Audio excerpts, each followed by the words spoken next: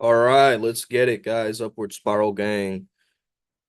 We are here once again with another incredible YouTube live video, okay? And this time we're tapping in, man. We're tapping into something very powerful, very potent, okay? And so, man, I can't see whether this is live streaming. That's wild. Okay, here it is. Here we go. Here we go. Here we go. Here we go. Here we go. Okay. What do I call this one? Erotic over the neurotic. This is definitely not made for kids. Okay. It's going to be R-rated, very R-rated. Okay. So make sure you're 18 and older. Just read the disclaimer before we begin. Okay.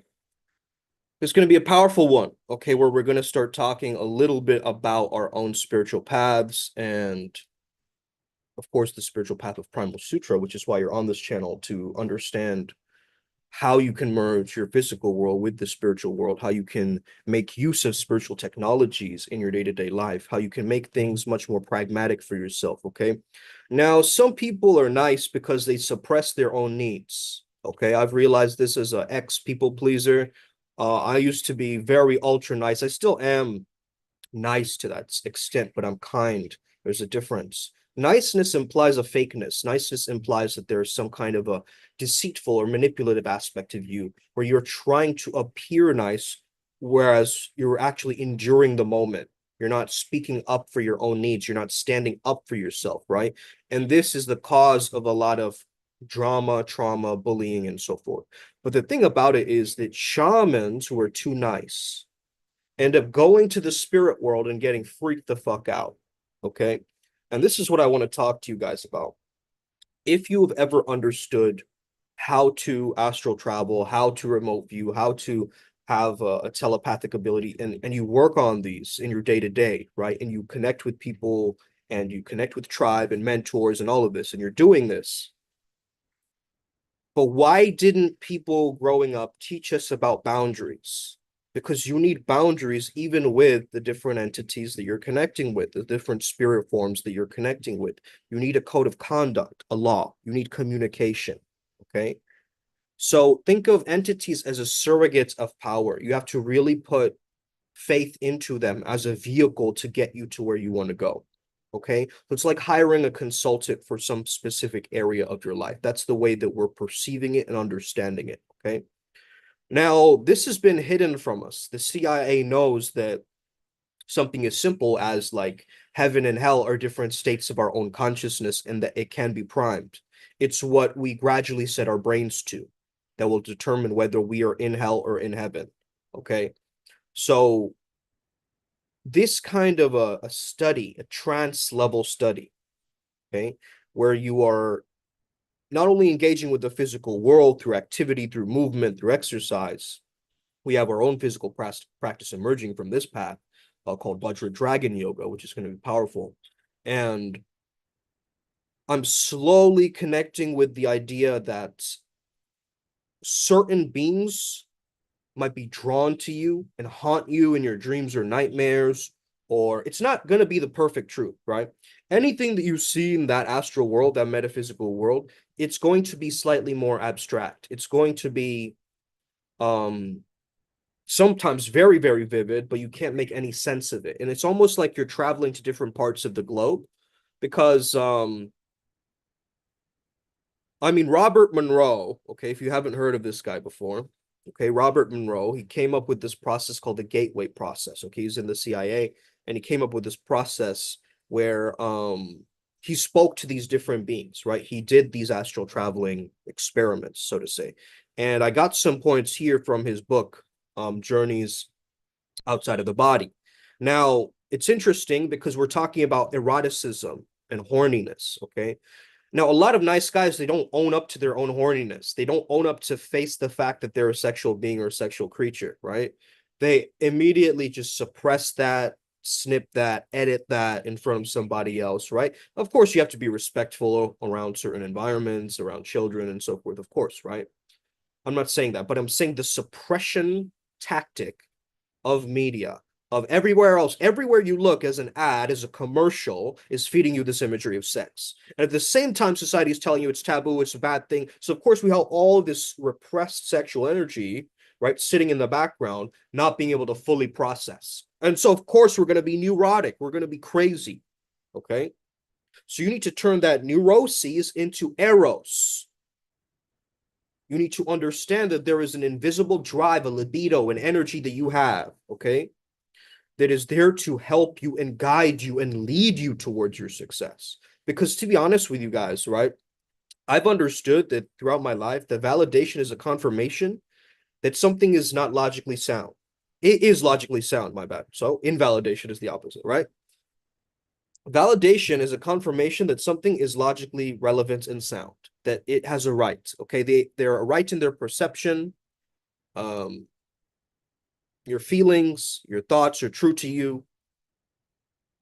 And validation is, I mean, some validation from our parents definitely does help us, right? But not ones that are connected to being wrong or being punished or, seeking approval or being entitled, all of these things, okay? I think it's more important to understand control. Have you ever lived with a controlling mom or dad? Have you ever been in a relationship where someone has been controlling to you? Okay. Now understand this comes from trauma, right? And your people pleaser nature also comes from trauma. The carefree guy, I used to be that guy too. So I'm teaching you through my own life so you don't go through the same mistakes that I've done. Okay. The only way that time will heal is through God, okay, and the universe and these higher forces. You can't outgive God. You got to understand and surrender to this higher power. There is this divine game plan happening without you even knowing it, and you're being orchestrated into it divinely, okay? So you have to surrender. You have to let go into that process, okay? Now, I don't want to interact and date someone if I'm not in that horny, kind of excited state, Not like a rabid dog, but more like a sly cat type of energy. You know what I mean? Like, there's a big difference to this. Now let me just share this with the tribe. Hold on.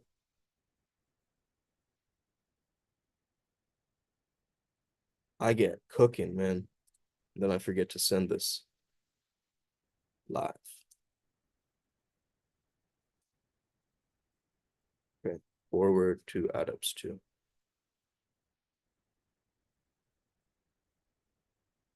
Okay. We need your dark feminine and dark masculine to become integrated so you can play well with your shadows and not keep pushing it away every time. You're going to be challenged and met at your edge, right?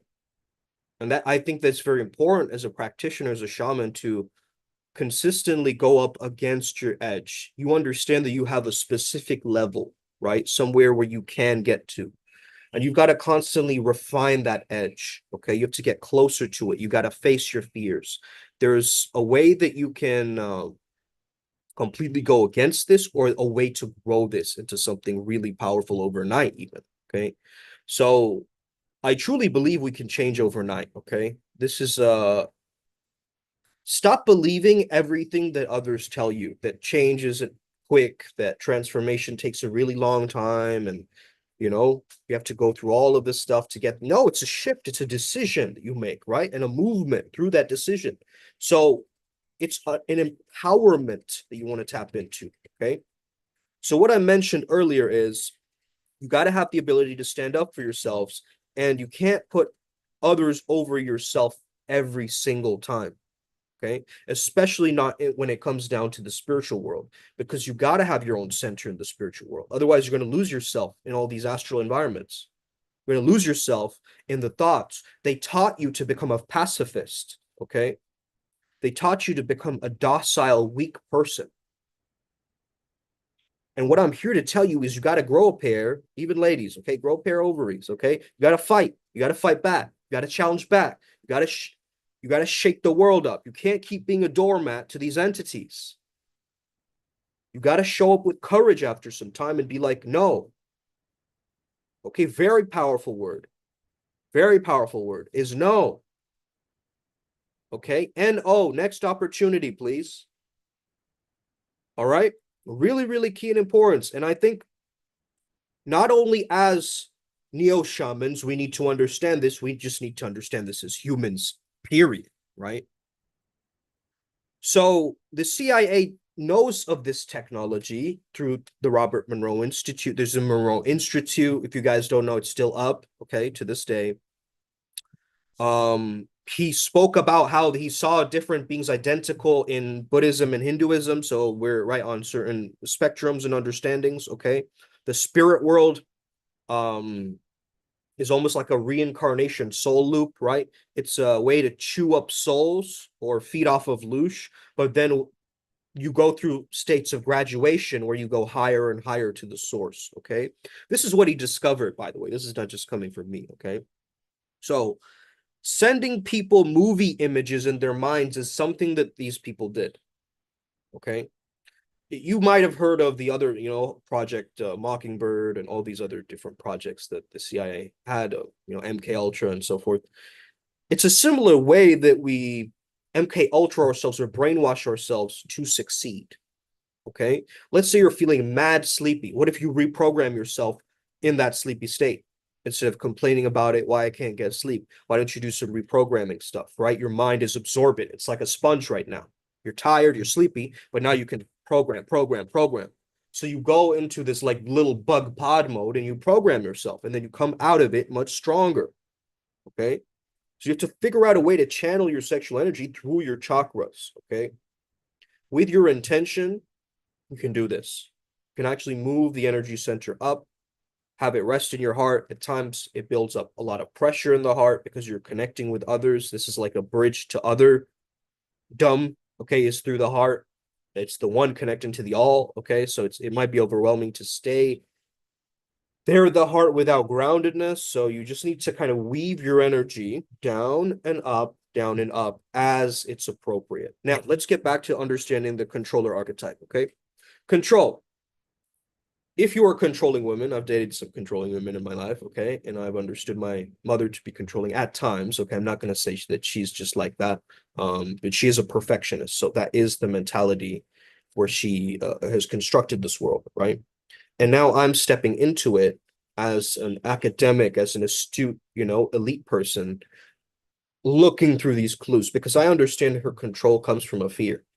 It comes from an anxiety where they themselves have gone through something very painful and that they're ashamed of admitting, okay?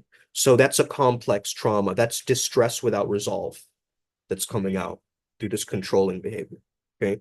So controller desire for power is a symptom of something, okay? We all live in a world where sexuality is not generally accepted, okay?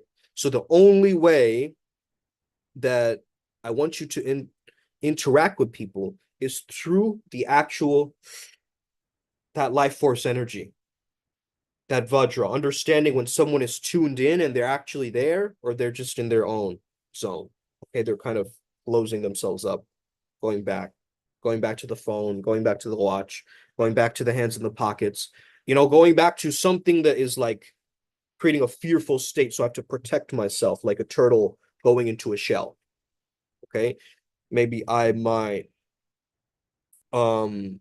even make myself more shut down or numb myself like that, right? So you have to breathe in sync with the person you're talking to. This is what creates that tantric energy, that tantric riz, right, between you two. Because once you're breathing in sync,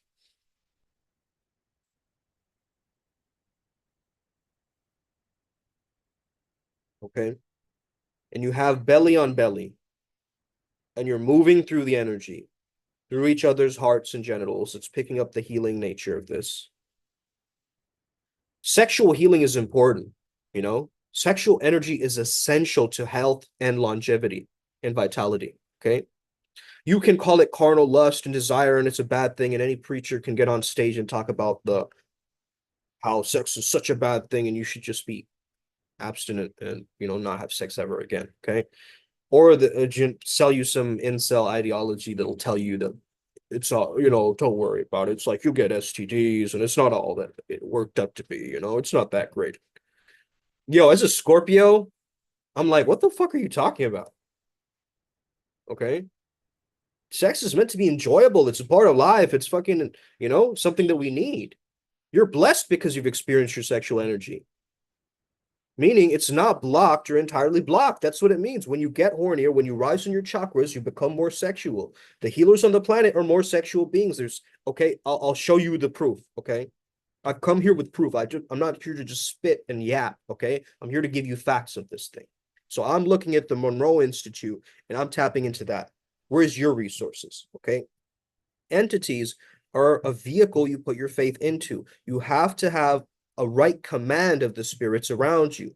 That is communicating through your astral etheric body, right? That is you connecting to your emotional body, to your outcome. So you got to use self-hypnosis. You got to use rituals. You got to use visualizations. You got to use all of these different things, okay? Binaurals, subliminals. These are different ways that I program myself throughout my life.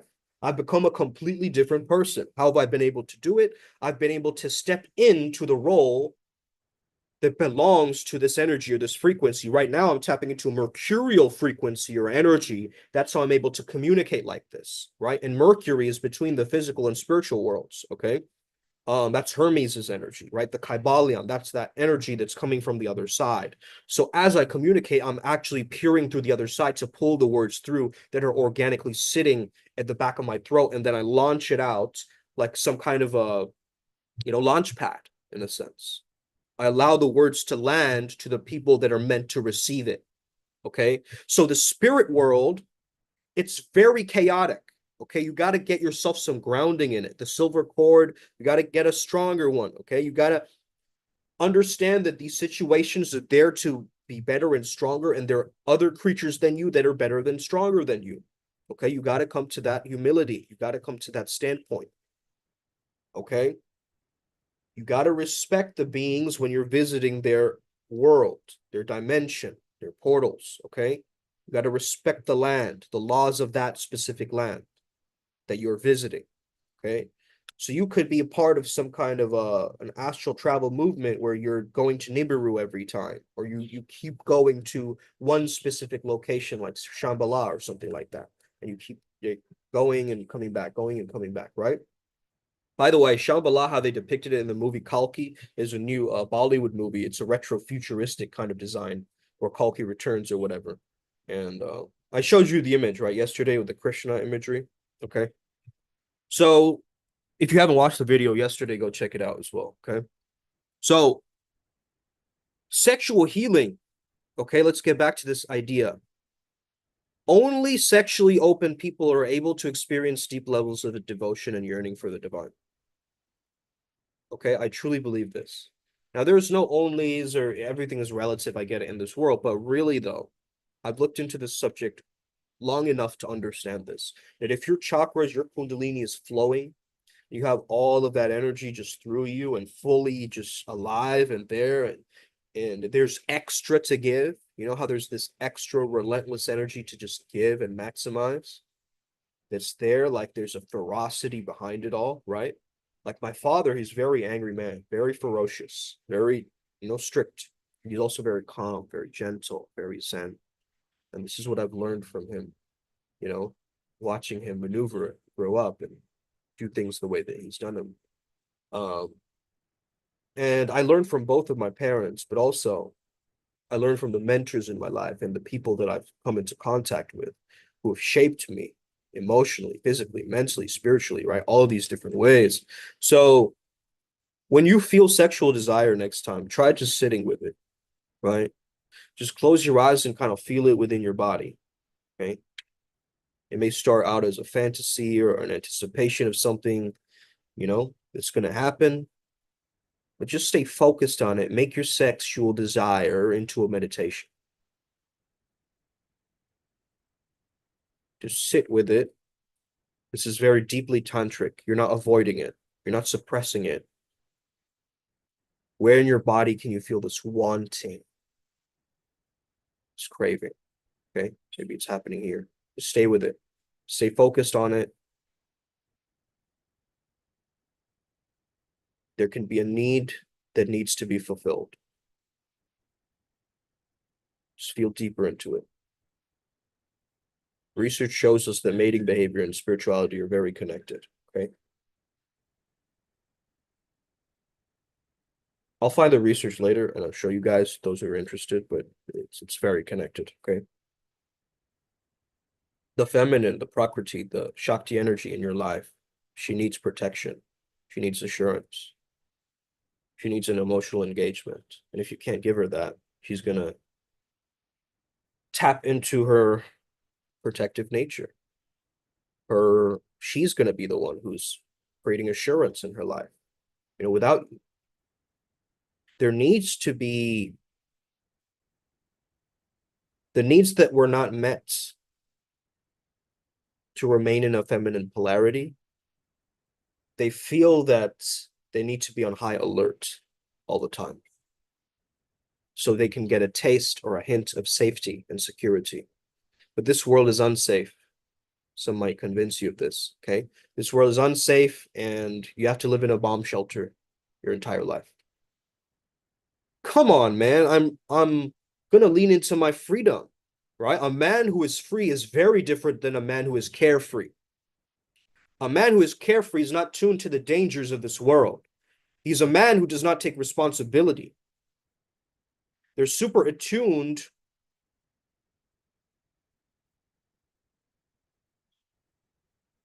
A man who's responsible is super attuned to dangers and threats that this world can bring.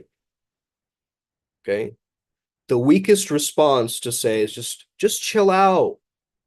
Just calm down. Imagine telling Kali, the goddess of destruction, to calm down. Okay? Carefree men lack containment. They lack Shiva energy. The only way you're going to deal with the dark feminine is through Kalabhairava's energy, the dark Shiva, the most ferocious form of Shiva. Okay? He doesn't need to show his anger like Rudra. He maintains that he is just a killer of identity, of ego. Okay? A killer in that sense. He's not a murderer, but this is why women love serial killers and weird shit like this, right? It's that discipline, it's that determination, it's that astute, it's the danger, the hit of danger, the taboo that is reflected in this type of understanding. Now, I'm obviously saying don't get into these weird conundrums and understandings and read the disclaimer, but also understand that we continue to evaluate sexuality as good or bad strictly in terms of inhibitions, restrictions, and social structure, okay? Now we're going into Monroe's book. Okay, I'm reading straight out of Monroe's book. Okay, listen to this, guys. All right, let me see if there's anybody in the chat. Anybody in the chat here? Nobody. By the way, happy birthday to Ryan G, man. It's his birthday today. Let's get it. Let's blow up, man. Let's crush it today, okay? We're all gonna make it. We're all gonna make it. Absolutely. Okay. Absolutely. Let's fucking go. Okay, so we continue to evaluate sexuality as good or bad strictly in terms of inhibitions, restrictions, and social structure. The fallacy of this viewpoint is shown in that our own space-time continuum, we cannot reconcile sexual practice with social rules, nor agree on this subject among the various social orders now in existence. The sexual drive in itself can be a catalyst to the vibrational condition, which is the doorway to the second state. Now, perhaps he's talking about in reference to the Swadhisthana here. I'm not too sure what he means by the second state, but if any of you guys have an understanding of this, please let me know, okay? But this is how I'm interpreting it, is to get you into your sacral nature, the feeling nature of things, okay? However, it's tricky matter. It's like an exuberant child constantly testing the authority directing it and threatening to take over and run in another direction. Okay, it's the rebellion. But in no way it is evil in the second state.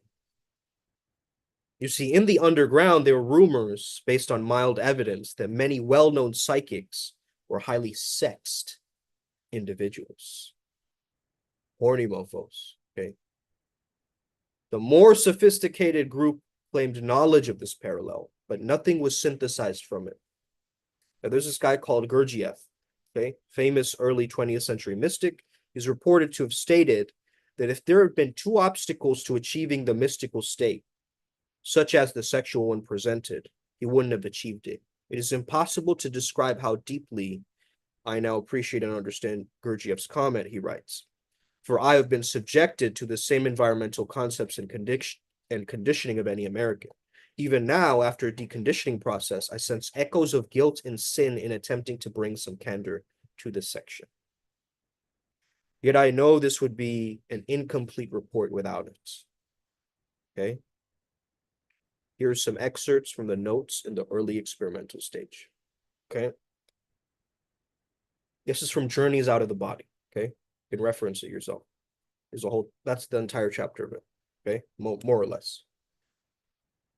So walk gently on the path means to focus the mind.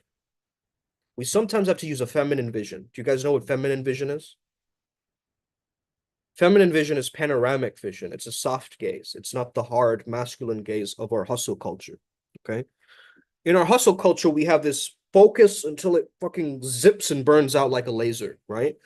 Taking all the resources, all the energy, putting it into dharana, single point focus, it zaps out, and then we're tired. We ejaculate and then we're drained. We do something else and then we're sort of low in energy. So it's like an energy maintenance through that, right? So these studies, these understandings, right? How we're going deeper into this topic, we're beginning to understand that you cannot let yourself get to a point where other vibrations are challenging you so much that you just end up succumbing to the pressure of that. You're in a pressure cooker. We are firemen. We are here to be in the fire. This is where we live, okay? Is in the heat. So we have to rise above this paradigm and start to understand what Travis May just really said, which is interesting, is we have to replace our addictions and impulses with study, with knowledge, right? You get what you believe, okay? So it's a challenge of vibration when you actually rise. And as soon as you rise in vibration, there's a challenge. I'm going to guarantee it. There's going to be something, some form of resistance showing up. You face it.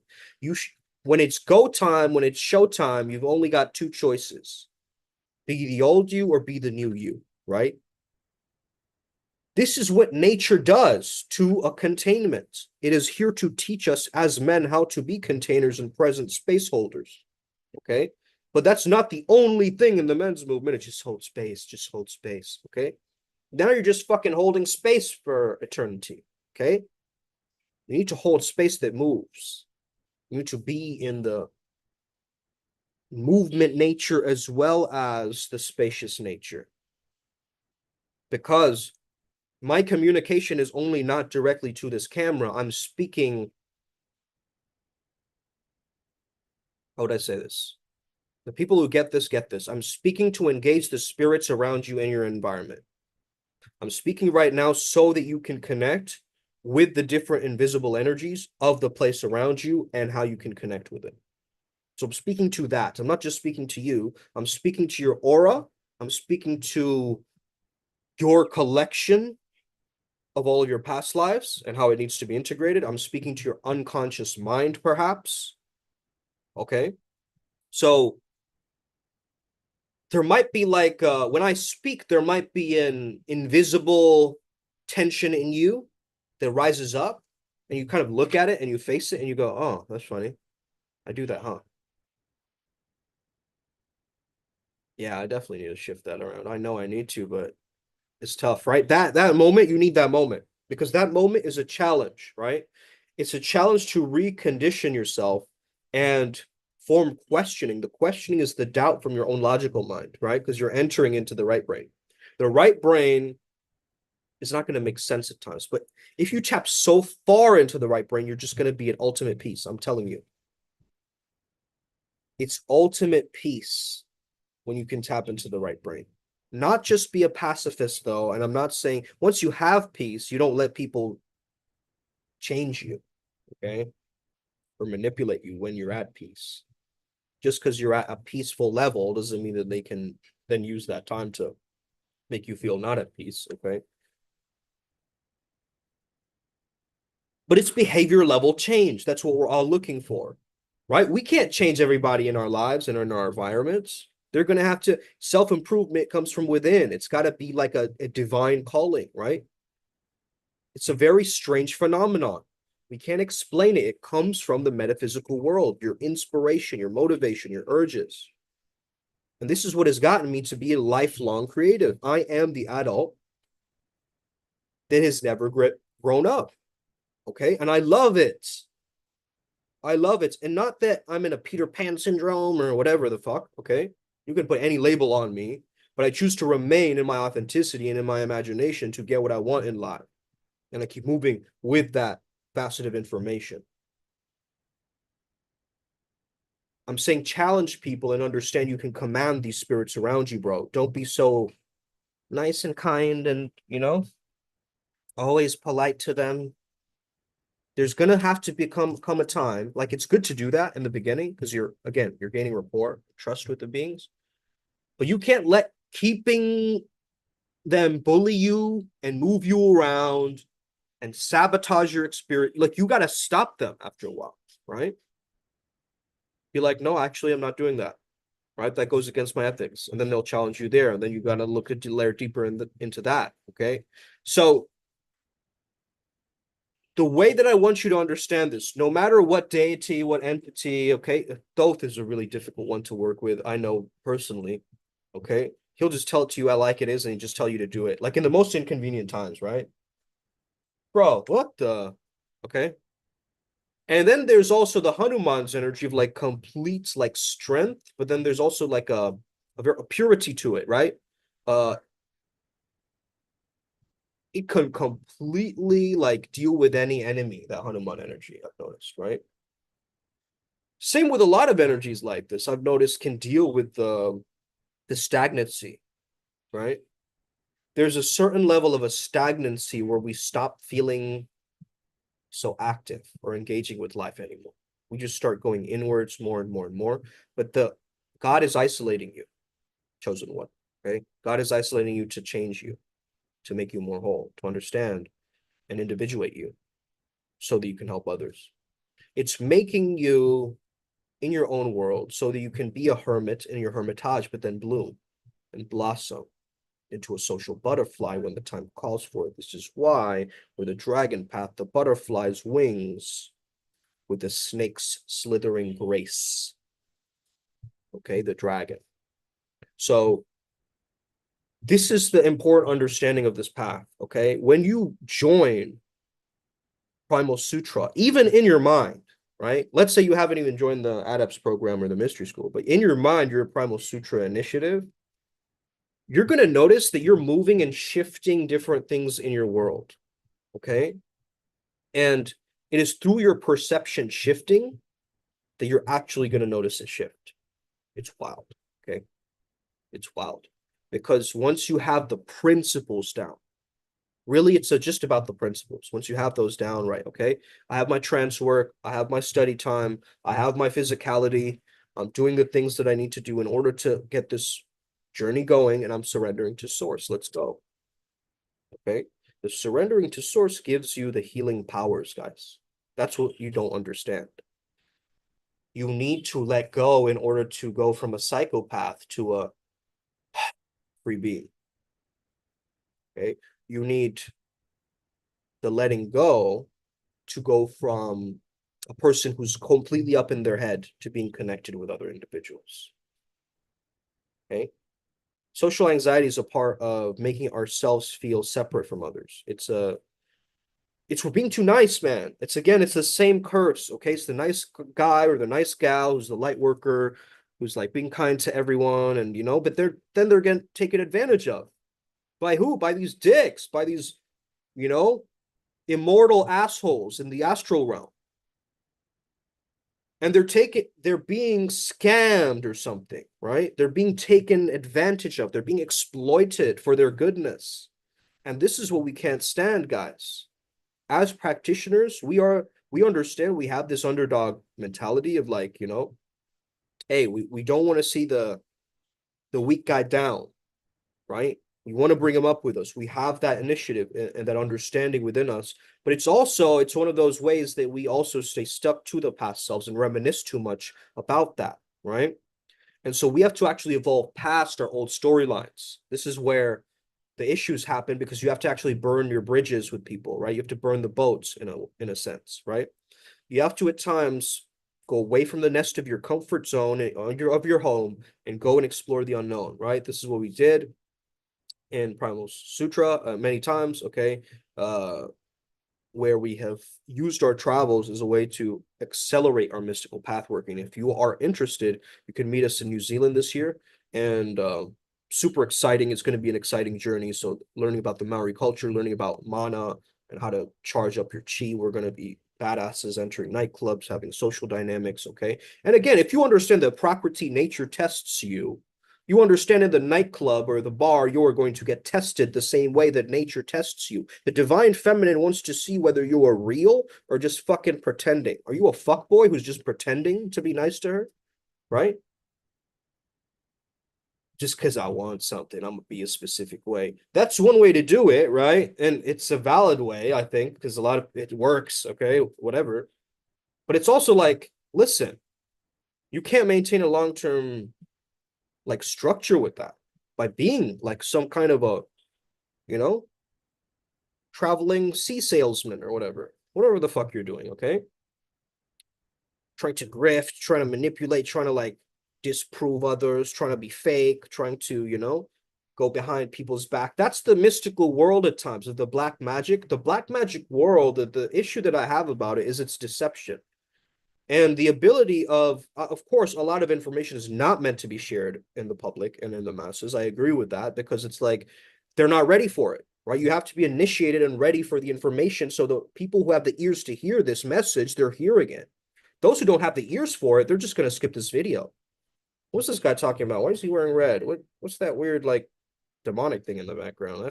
That's kind of weird, right? They'll make all of these judgments, not even noticing the inner work that we do. You see that? Nobody can see your inner world. Nobody can see what's going on in your own visualizations, how you're feeling this thing, how you're moving through this invisible realm, right? As a shaman. Nobody can see that. Nobody can sense that. You are in complete and utter control of that, my friends, okay? You have to understand and take back some level of control, and that comes through your inner world, your imaginations. Start there. Start controlling your imaginations to have empowering and sovereign and exciting manifestations in your mind. Hold those images there, get excited about them, let them guide you, let those egregores and thought forms move you, because understand everything is a spirit, okay? The wrath of like some of my old relatives, maybe. Like I still feel that in my physical body harmoniously. I have maybe my, I don't know, grandmother's eyebrows or some shit, right? I have maybe my dad's chin, or like my, great great grandfather's ears or something. So I got to understand how to work with these energies, right? All these invisible astral energies, but also ancestral energies that are working with me, for me, through me, okay, by me. And these are the levels of consciousness I just described: through me, as me, by me, okay? These are states of being. We have 4 states of consciousness. So you have to get to the level where it's happening through you. It's happening through you. It's happening through you. That's when you become the channel. That's when you start moving through this thing and you start feeling erotic. You feel actually excited, man, about life, because you get the internal pleasure of living again. Whereas earlier you would just numb yourself to it. Okay. There's such an enriching thing about learning and being curious to learn, right? Because it changes you, it shifts you, it makes you more of who you want to be and who you are. I'm seeing a spider right outside my window, guys. So we sped up the timeline further. That's what that means in our path working, okay? Spider means 8, and in our path working, we are 8, a triple 8 path, a triple infinity path. Infinity is beyond dimensions, guys, okay? Infinity is beyond dimension. So this is how I want you to really understand this. We have the space-time continuum. We have everything. Infinity is going even beyond that. It's stretching out beyond the times and expanse of space. The further you go to venture in the astral, the more abstract it gets, right? And so we have to almost understand that this process has been happening since 2016, okay? And we kind of forgotten about it because of, the elections or COVID, or, all of these different things, right? Riots happening. all these things are like greater distractions towards the fact that we can actually talk to these fucking spiritual beings, guys, right? What's up, Ryan G? Happy birthday, my G. So this is what we're really understanding, man. As a shaman, you got to grow a pair, right? Like you can't just keep getting scared by these beings. In the beginning, I used to be like that. I used to be a completely, you know, polite, so nice, overly generous towards these beings and entities, you know? Yes, sir. Yes, I want to do this. Yes, good. Uh-huh. Yeah. I'll just be like the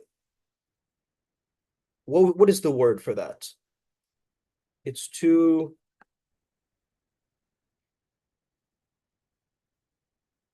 what is the word for that?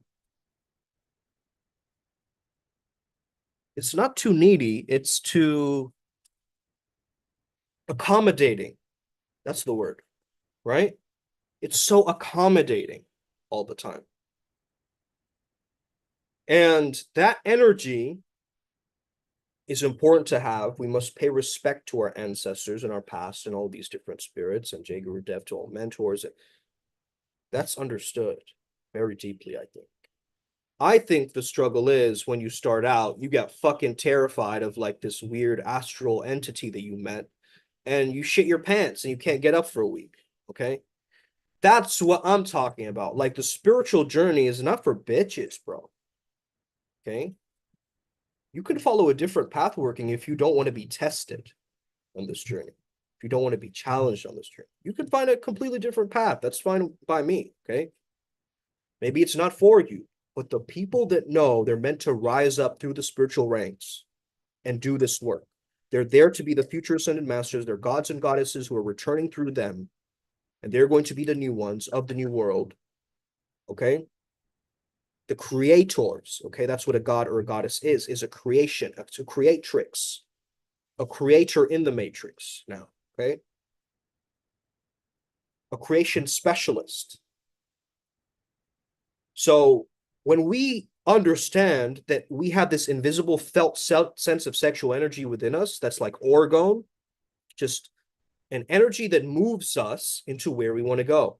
Ryan G, earlier to this, I was talking a little bit about this, man, you know, how, you know, people who are very, very, you know, sexual healing is really important because sexual energy is essential to health, right? And that's how you know that you're fertile is through your sexuality and through your energy, meaning that your energy isn't blocked anymore, right? So that means that people who are actually very psychic, very spiritual beings are very turned on, are very excited, wired in, tapped in, okay?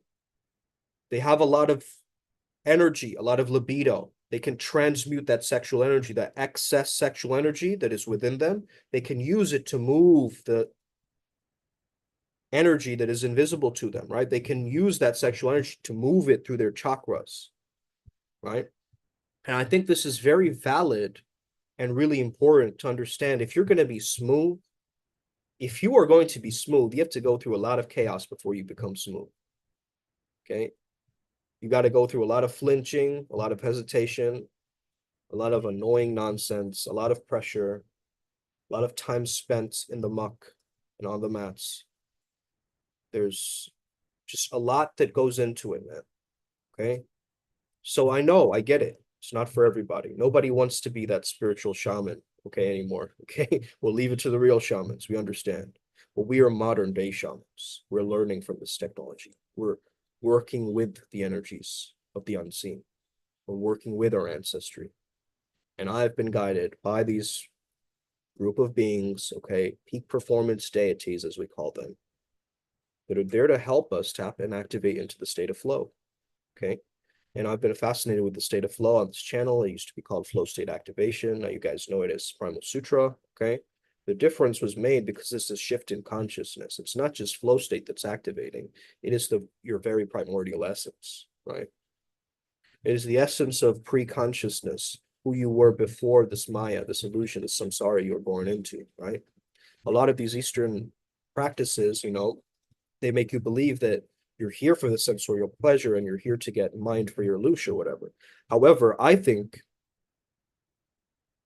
a lot of people see things in the astral world through their own state of consciousness. So somebody could see a tank, a holy tank in the astral world, and see it as a holy chariot in their mind. You guys get that? So if you are seeing a lot of different things, it might not even be the thing that you're looking at. So that's why you have to have discernment as a shaman and really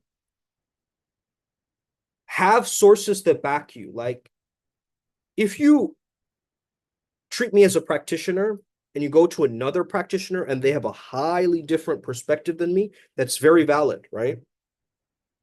Their way is valid, my way is also valid. I'm not discounting someone else's method of doing this. Okay, everybody has the way up nirvana, up the mountain. Okay, nirvana is only one specific place on the map, by the way. Okay, enlightenment. There's many different ways to get around it, and maybe there's something called enlightenment 2.0. We don't know that, right? I believe enlightenment 2.0 is true transparency, authenticity, translucency, right?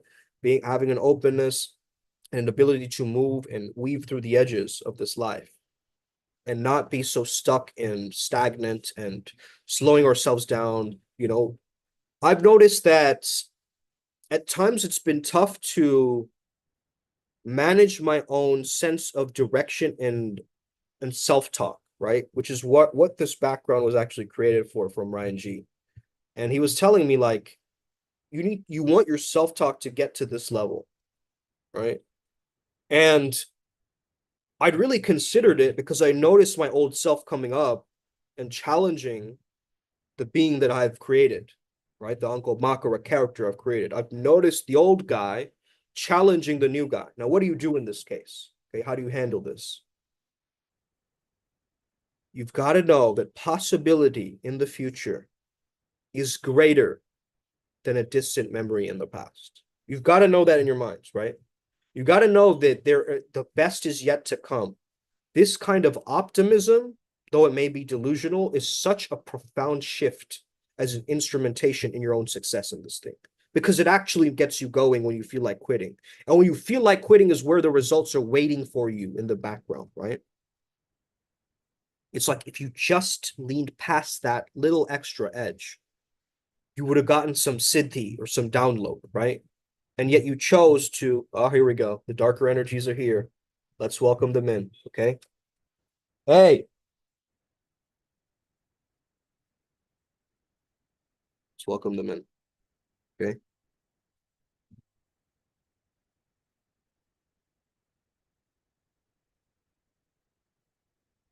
I will help you enlighten one day, lower beings.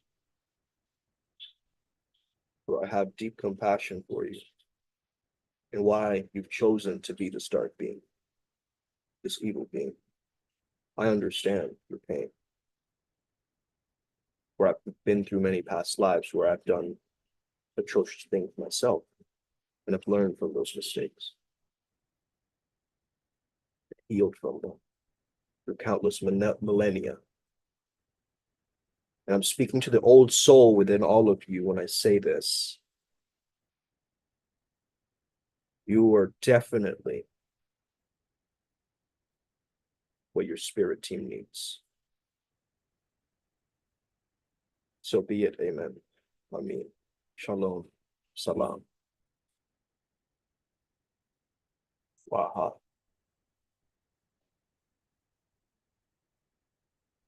Okay, I needed to do that. I needed to do that for all of you. Because the evil energies need to be respected as well. We need to understand that it is only through our righteousness that they will heal as well. It's not through our turning dark that's going to work. See? And I don't mean dark and light in the way of dark and light, right? Obviously, yin and yang, there's no good and evil, moral code. I get it, right? I'm not saying that. I'm saying like real evil, right? On this planet. It makes you, fills you up with this energy, this rage. That's the Gunda Barunda, right, Ryan G? That's the energy of like righteousness, that justice will be served. Okay. So you hold a lot of responsibility in your hands as a shaman, as a healer, as an influencer. Okay.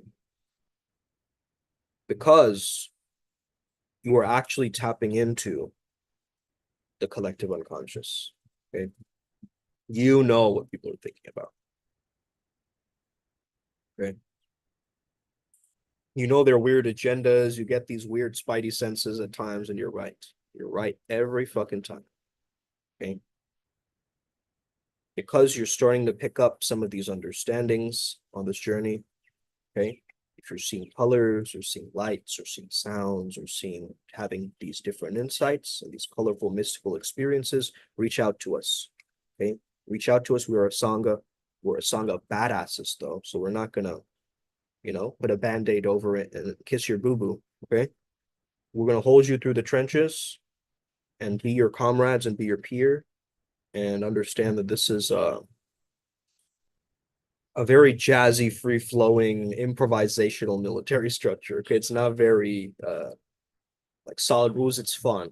Okay, imagine you had like a war room that was also partying, right?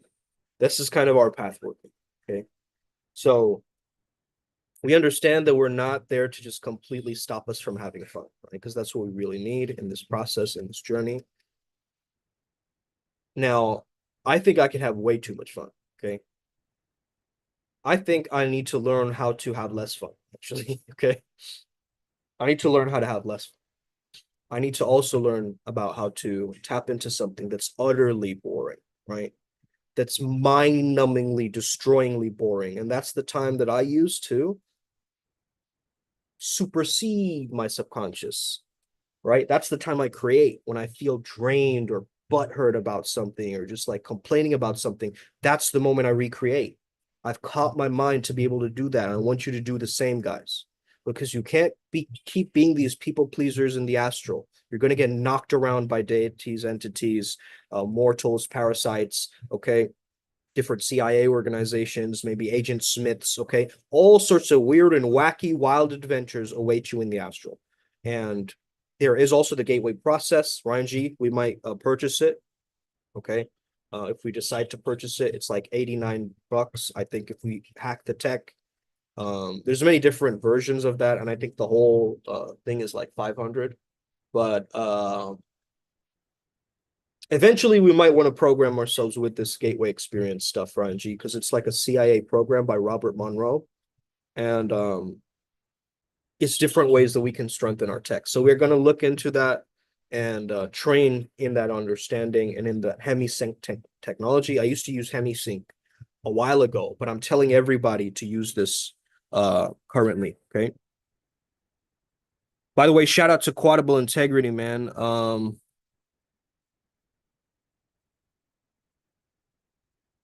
Okay.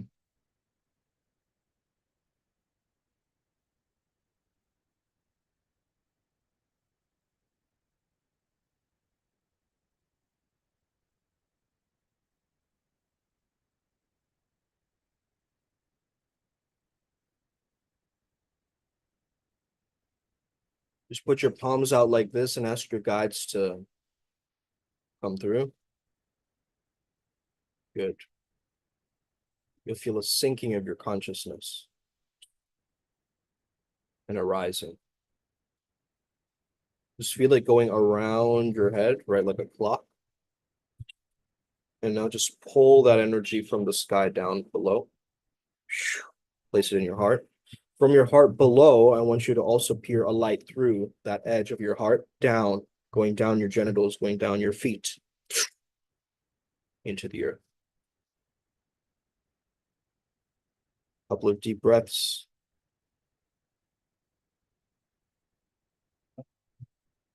Okay, so use this one. This is by frequency, some frequency tuning.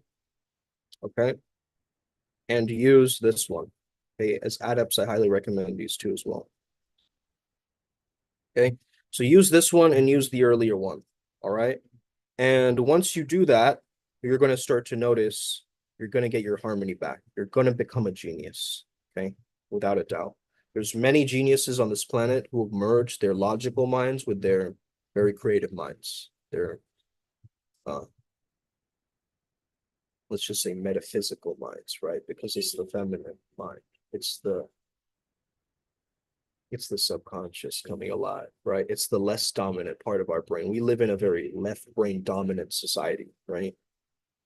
So now we're going to really start to understand and explore where creativity, where the edges of creativity are, right? Through this path working. It's incredible. And there's also, I believe there's a sound to also shut down the left brain. Okay, now that's a different secret. I don't know if I can share that with you, but if you find it, sure. Okay, use it. But very powerful. Okay. In our path working, we know what to do with Uncle P. Okay. We know what to do with Uncle P's tech now. All right. So some of you know what I'm talking about, others don't, but that's okay. Okay. Communicate with us and let's get going. Let's focus on the fundamentals, then go from there. Absolutely. You're welcome, Erica. Thanks for tuning in. All right. So this is what we really need, okay? The good guy and the good gal conditioning has to be rewired properly, okay? We need to understand that this erotic nature is how we heal our neuroses, all right? This is how we're going to become smoother individuals, jazzier individuals in this world, okay? Because we are improvisational in nature, we're constantly shifting and shape-shifting every single month, every single week. You're noticing different versions of us come alive, okay? And every time we meet some kind of resistance, some kind of problem, some kind of issue, we decide to lock eyes with it. Our drishti, right? Our spiritual eyes. We just lock eyes with that motherfucker, right? We're not scared of that because we're here to truly transform our spiritual existence, our spiritual corporeal existence, right? Spirit without form is what? A ghost. Spirit. Just form without spirit is what? It's a corpse. Spirit with form, this is our life. This is how we live. Okay? So learn to respect the elements, nature, your ancestry, your culture, where you come from, where you're going. Your connection with your monad, your higher self. Bring that through into your waking life. Do some research about the gateway process. Not a lot of people are talking about this, man. Yes, there's certain channels that cover it, but this is deeper than we really think it is, okay? It's going layers and layers deeper. I think the scientific world and the spiritual world are finally joining hands in co-creation, okay? A lot of the planet right now is ruled by scientism, not religions, okay? Religions are there across humanity, and there's many different ways or religions or bindings, right? Religion means binding. It means a set of rules, okay? So are you a religious person if you're living by your own rules? Absolutely. Absolutely you are, okay? You are a religious person if you follow a doctrine, follow dogma, follow your own set of rules. You use your own measuring stick in this case, instead of looking based on a program or something that somebody else created. And I know this is kind of dangerous thinking, right? That can we handle this all by ourselves and can we do this all on our own and we don't need a guru and all of these things. Yes, there's kind of a spiritual superiority that sometimes takes us over, right? And we start to understand that too. But that's why you have reflective times and meditative times that teach you not to do that, right? There are moments where your guides will just teach you when you're going out of line, when you're going too far. They'll humble you real fast, boom, right? And you don't even need to check it at times. It's just autopilot. It's going to happen, right? You just expect it and move forward. You got to have your heart open, okay? And your mind sharp. That's what we need on this path, okay? So don't just be another whimsical, floaty light worker getting lost in the stars for an entire day without a care in the world, slowly, passively drifting across the Nile, okay? More like in denial, okay? So instead of that, You want to shake things up a little bit, right? You want to understand that, yeah, I'm here to put my spiritual energy to use. There's an amplification potential here with my spirituality. It's not just a sit around fest, right?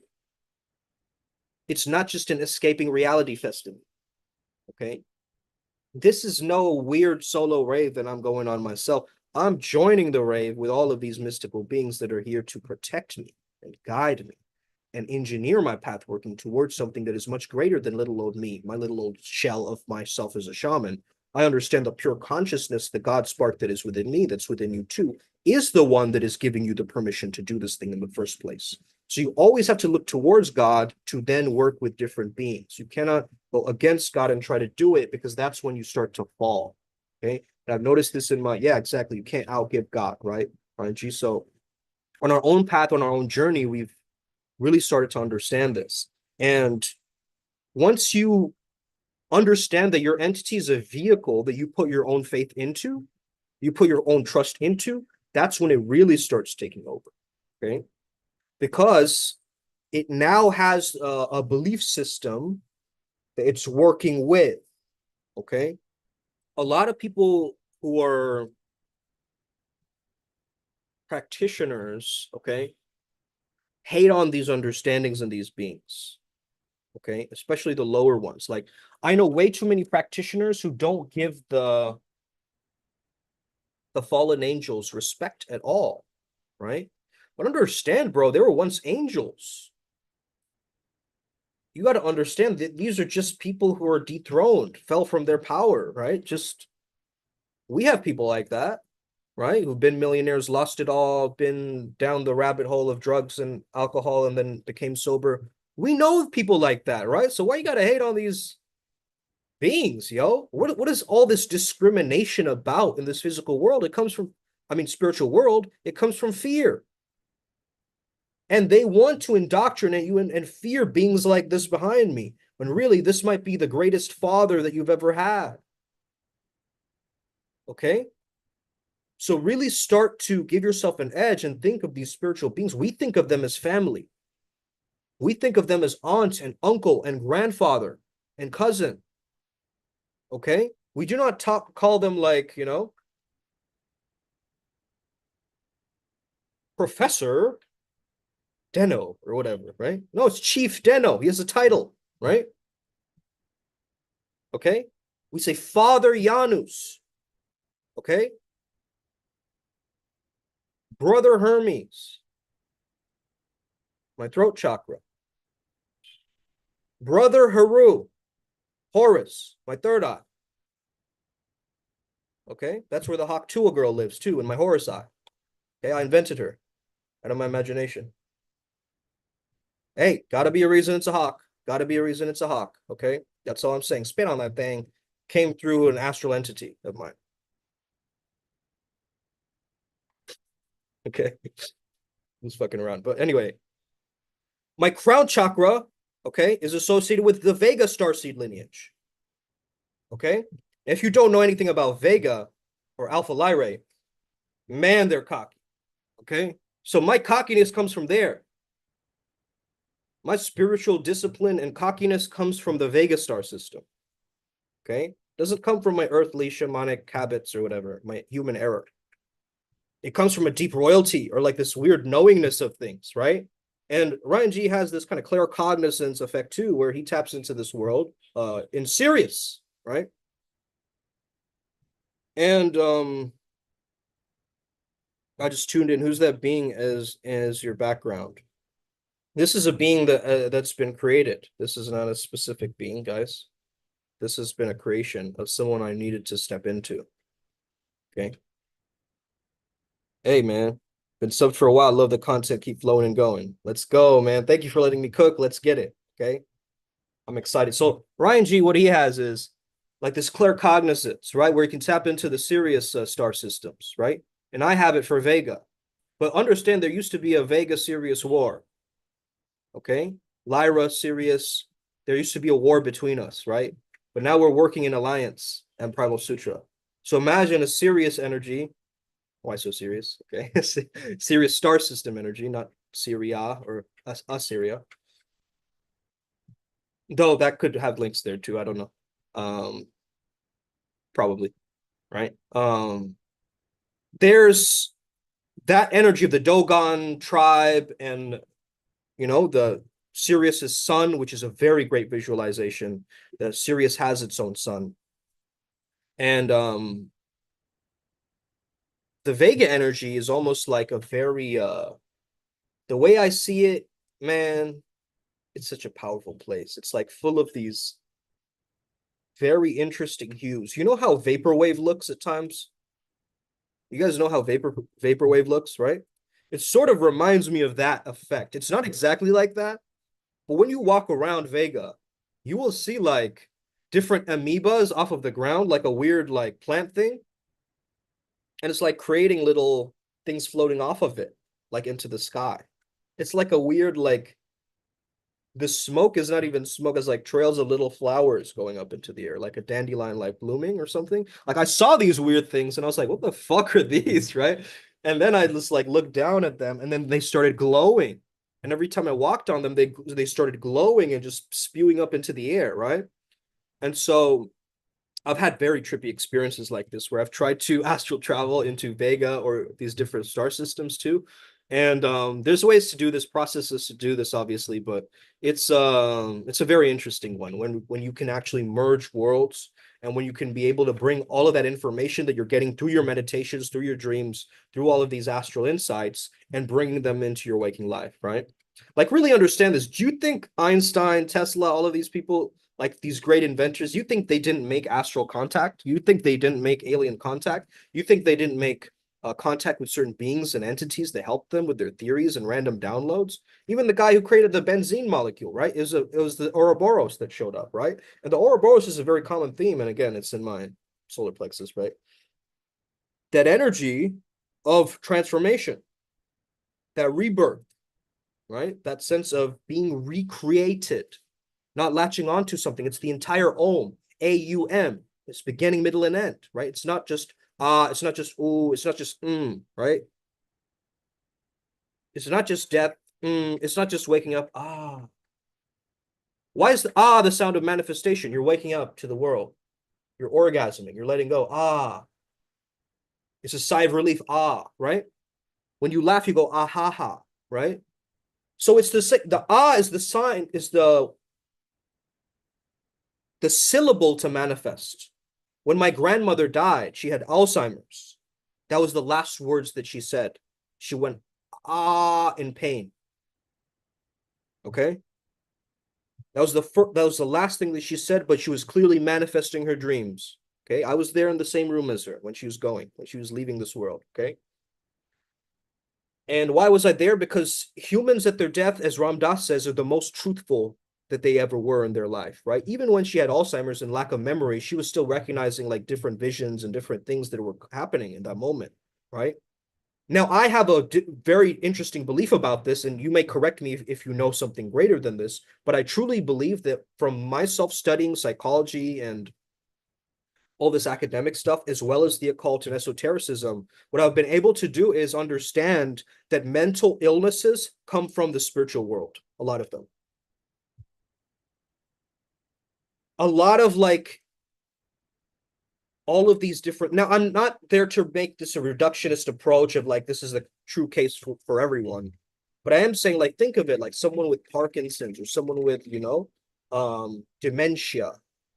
You really think that these weren't the cause of certain beings, okay, that are doing this to them, that they're actually at the brunt of it and they actually need to rise as shamans to be able to overcome it using the power of their own consciousness again, right?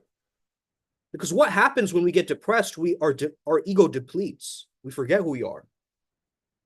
We forget who we really are. And that's the spiritual amnesia, right? My late father came to see me after I went home. Mm-hmm. Amazing, right? And again, like, especially our family, they have ways to connect with us. Okay. If they're in the spiritual world, they're going to send like a homing pigeon or like some kind of a bird or a fox or a fish or a mermaid or a glowing orb. Sometimes they look like glowing orbs. Okay. their energies. Unless it was like an annoying like granny or something that was annoyed at you, then that's probably a red orb or something. A very pissed off version. Okay. Um, but yeah, it's like the orb takes on the color of the emotions associated with it. So if you get a very pink orb showing up in your mind's eye or in your space and environment, you quickly see it. It's like it means something, right? The pink, what does it make? What does pink make you feel like, right?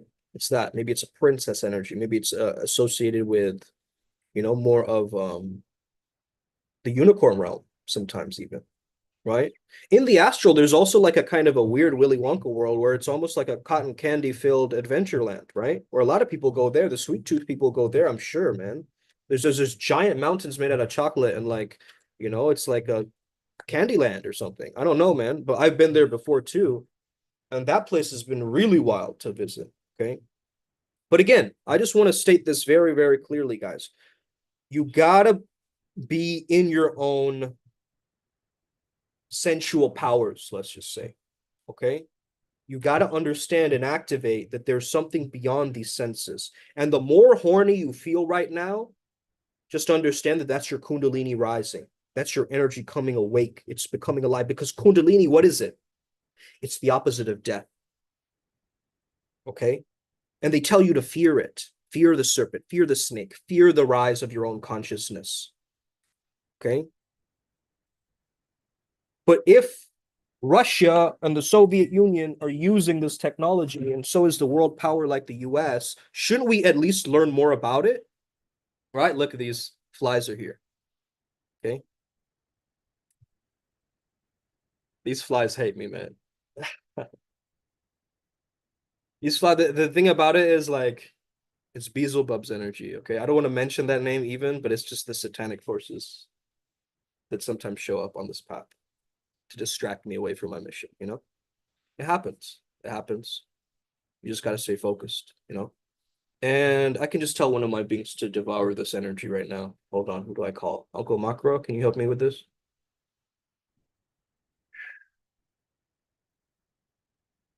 Okay. Now I know I'm Uncle Makara, but I also have a deity called, or an entity called Uncle Makara I work with. And yeah, his energy is also very just powerful, very powerful. It sounds kind of like Sean Connery when I channel him. Very interesting. Um,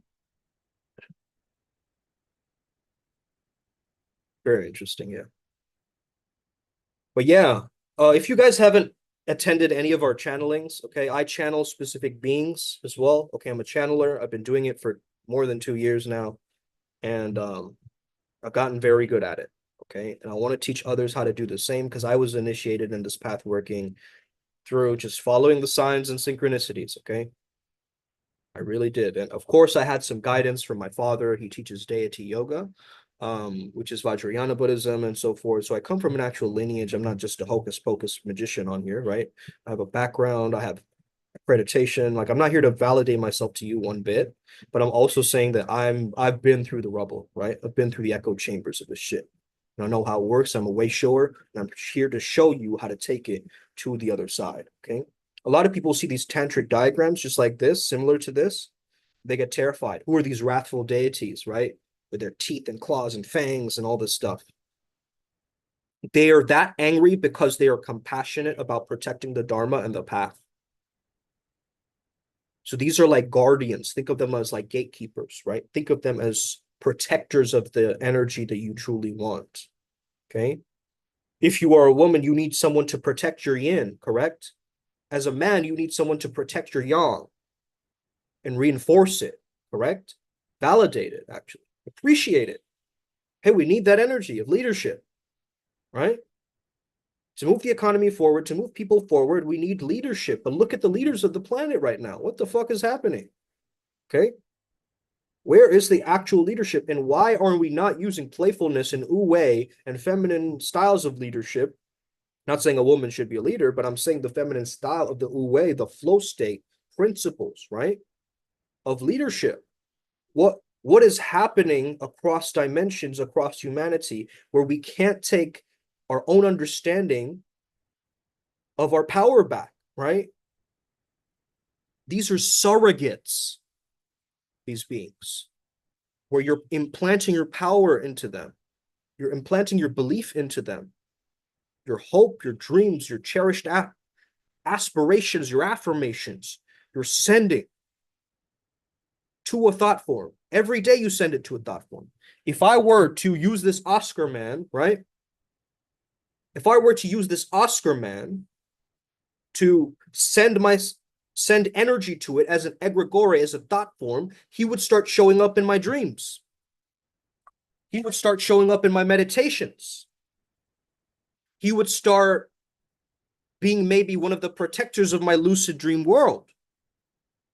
And it all started with me making a choice, making a decision that I want that being to protect me.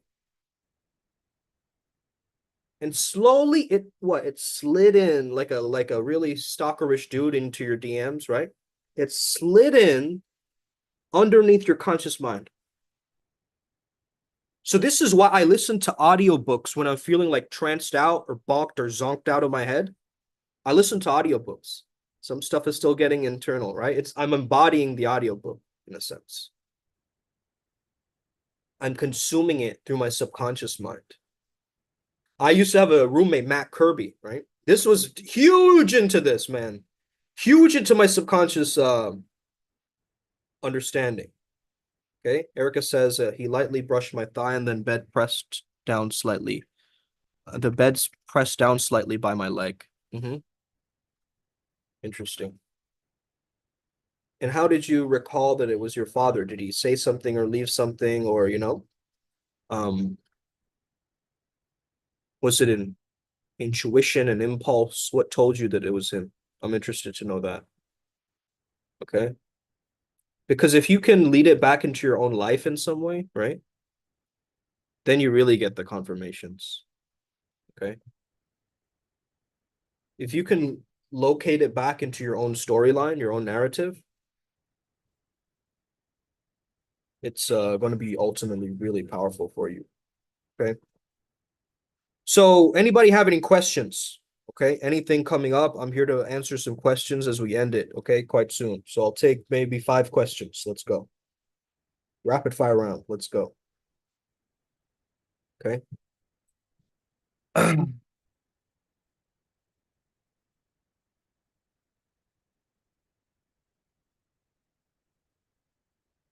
Also, don't compare astral creatures to others, okay? They play by completely different paradigms and rules, right? One might be more chakra dominant, one might be, working with a Yoruba path working, one might be like a giant, spider in the astral realm that just was like, storing astral cookies or whatever. I don't know. Anything on the flies on my end. Ryan G is the same thing, bro, but you're more in the sense of the dark path working, right? The dark magician amongst us.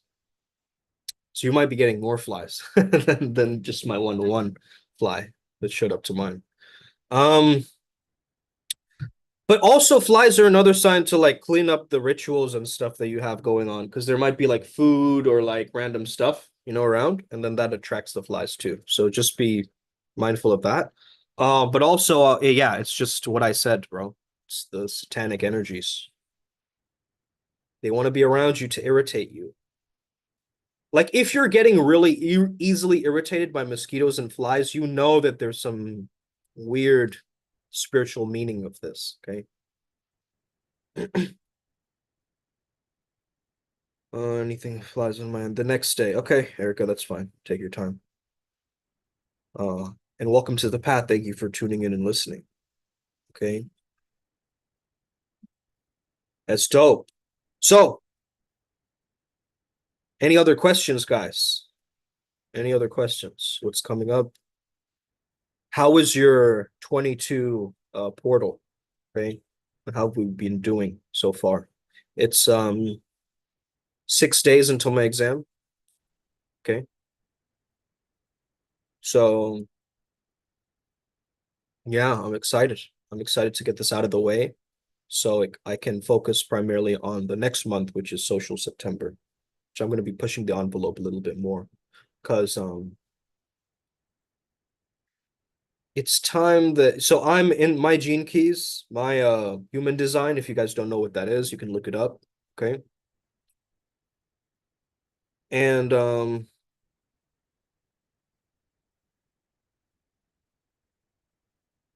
okay. I'm blessed. We talked the night before. We said I love you. I'll call you tomorrow. It was New Year's Day when my brother called. Cool. So placed a yellow kiwi on my Ganesha image.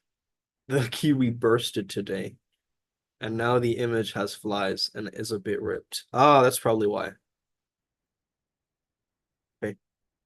He was probably removing some obstacle, and Ganesh is a hungry fella, okay? He loves kiwi. So I don't know, man. Kiwi bursting, is that anything to be of concern? No. It's just your relationship with Ganesha, or it might have been Uncle P who did a prank and like popped it or whatever. Um, just be open to leprechauns causing you nonsense at times, okay? On this path. So anyway, guys, any questions, anything coming up, anything related to shamanism, flow state, the occult, altered states of mind, spirituality, your spiritual journey, your own path, okay? Any of this stuff. I'm a spiritual mentor and I'm here to help, okay?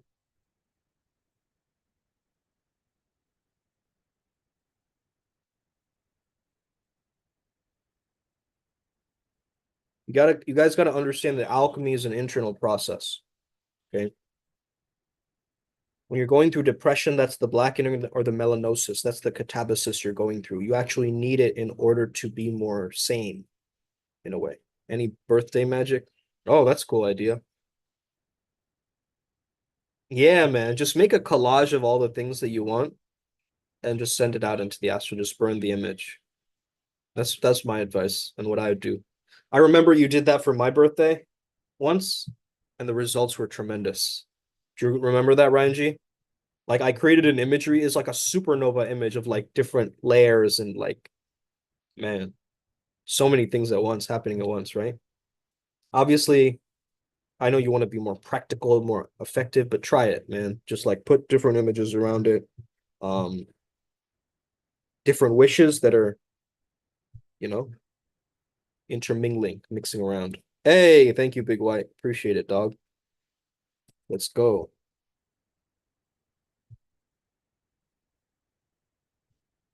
So don't get distracted by the world puppet show. Okay. Oh, the elections, this nonsense. Oh, transgender rights. Oh, this one person who's like going late to work every time, and now he's on the center of the news. Now, okay, let me talk about this gossip and this media, and then Brad Pitt did this with, Mariah Carey. Like, what the fuck do I need to know that about? Right?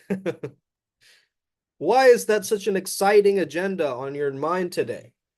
Okay, on what Justin Bieber is having for breakfast. Nobody gives a shit, bro. Okay, how much does little Yachty weigh? I don't give a fuck, right? I want to do my shamanism shit. I want to move past the agendas, past the gimmicks, past the TMZ articles of this shit. Hey, if you celebrities really need my help, you gotta fucking just come over here to India or some shit, bro. Like, for right now at least, this is where I'm at. Okay, I'm not gonna be helping these celebrities, man. Some of them I feel bad saying that some of them are too far gone, but it really is that case, man. They should have found spirituality earlier. This is why they join Scientology and like numerology and do all these other things, but they don't really find a path that suits them, you know? Because who else is thinking like a celebrity does, man? Nobody. That's why they're at where they're at. That's why they have the gold stamp from society or whatever, because more people are watching them, more people are feeding their energy or thought form. If you were Brad Pitt, you have billboards, magazines about you. There's random reach in the astral about you. There's even women fantasizing and projecting themselves masturbating to you. And imagine, like, if you had like thousands of people, millions of people doing that, right? Just think about the energy that you're getting from that. Think about the transmutation you can do as an alchemist from that. But he doesn't know how to do that, right? Just a regular old, you know, just study acting technique and be a good person and, go to the bank and, you know, go to the post office. All right, cool. Cool. Okay. But it's like, I want that excitement, bro. I want my journey to be like a fucking comic book or like a cartoon. You get what I mean? Not from an escapist paradigm, because that's what it used to be in the past. Now I want to make my life into a comic book, man. Right? Like, I want to be one of those avatars, those characters in the physical world. It's like this, right? Oh, trust me, I'm going to get this swole. Okay. Okay. It's going to happen one day. Maybe not like this exactly, but you get the archetype. This is the Uncle Makara you guys need. You don't need like a soft healer, like a whimsical old leader just like coming up like this and just like the weak shaman,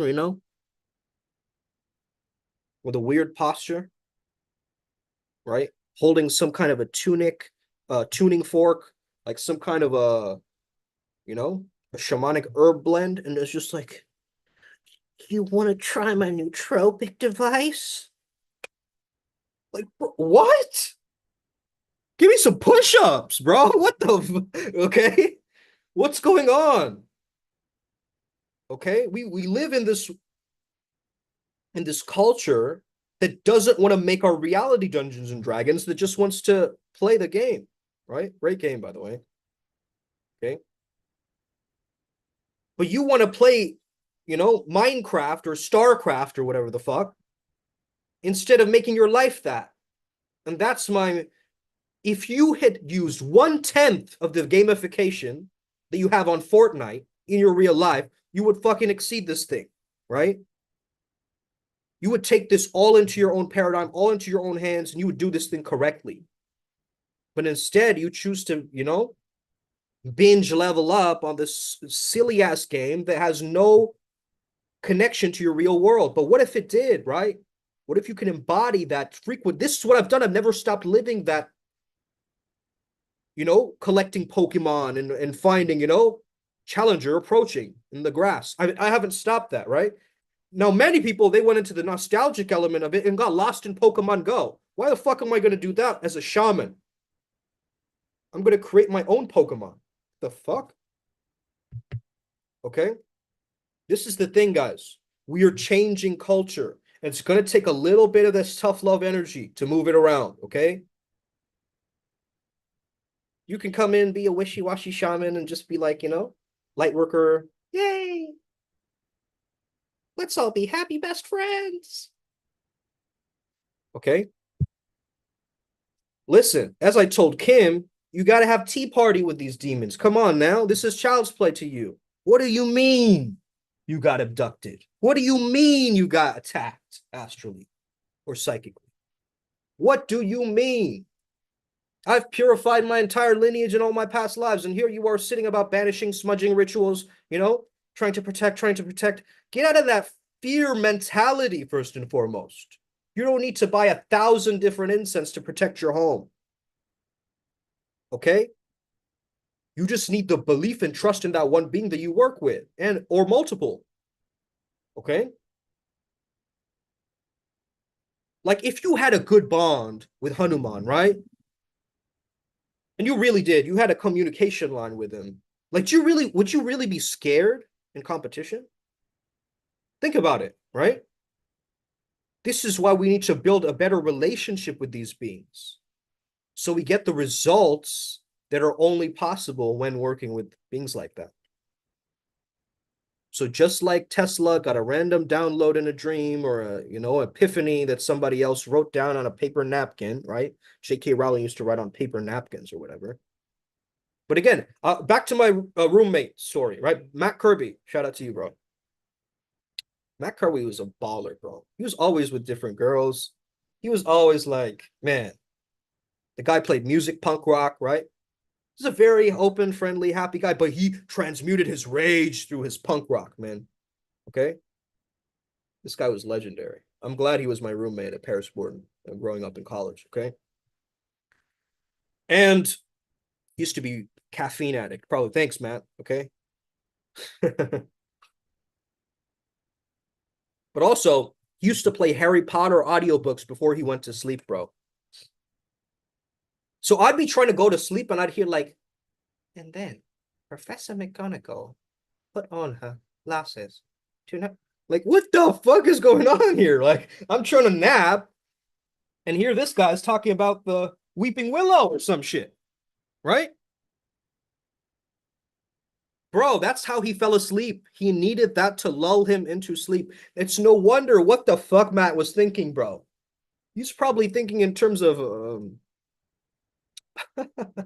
he's probably creating a fucking Hogwarts Dementor war inside of himself to fucking do that kind of punk rock. You know what I mean?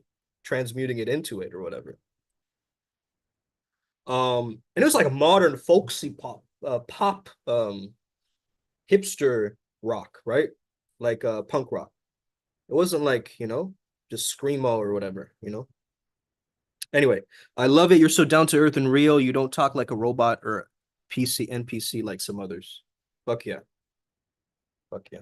Yeah, a lot of these YouTubers, right? They talk like, all right, guys, welcome. Here's my 7 habits of highly effective thinking.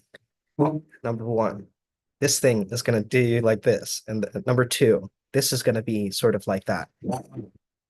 Okay. Yeah. Um, what about that, Orion G? What do you want to know about that?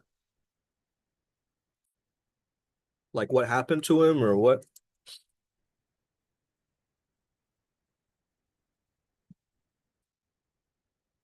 Wasn't the guy named Chester Bennington? That's where I went to college, Ryan G. Is Bennington College. So you might be picking up some thought stream there. But anyway. What do you want to know about him, bro? Yeah, he spoke a lot about like against he died by suicide. Do you really think it was a suicide? That he was struggling with depression, um, and drug issues or the Illuminati after him? Who knows, right? All I know is that the guy was fighting for something, right? And he was speaking the truth on a lot of these topics. And I think it's really, really interesting, his particular case. And there's a lot of artists that take this path, right? It's too much for them because the real world isn't like that fantasy world of the movies and glamorization, right? And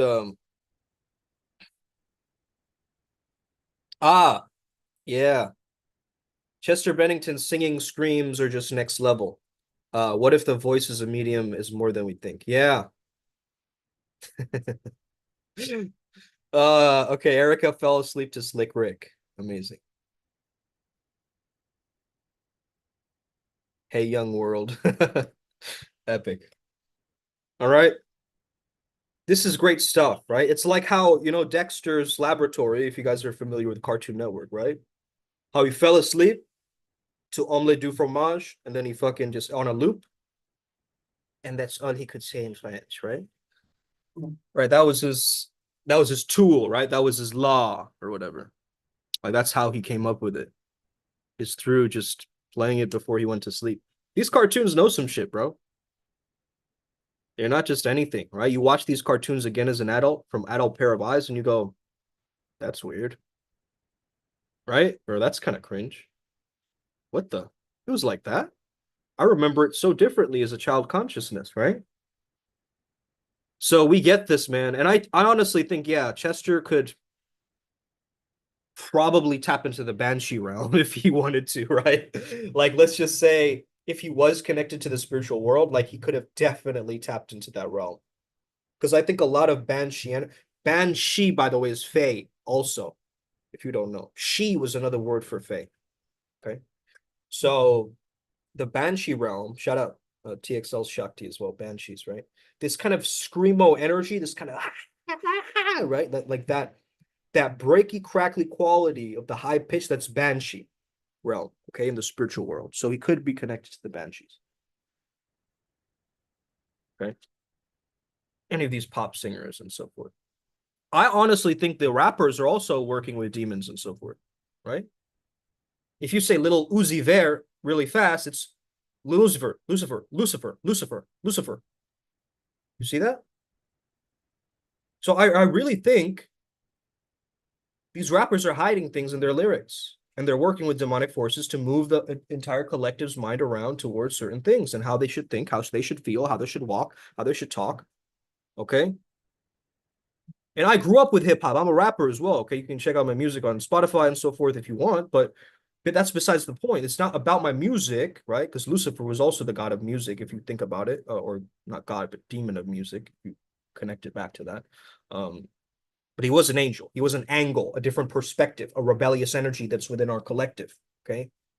We can't hide from that energy. It's the free world liberalism energy. It's that energy of freedom, right? Of like anything is possible. You can do it. You put your mind to it. Yeah, you can expand. You can become greater. You can become the best version of you. You can keep expanding up and up and up and up. You can become lighter and more spiritual and higher, up into the clouds, up into the sky, and then you escape. So if you Lucifer's energy lights your consciousness up and it raises your frequency, and it's really fast, high frequency, and it keeps going up and it keeps going up, and it's more exciting and more passionate and more, oh my goodness, I'm getting overwhelmed by, that's the energy, right? So as a shaman, you have to work with these energies and the Saturnic energies on this planet, right?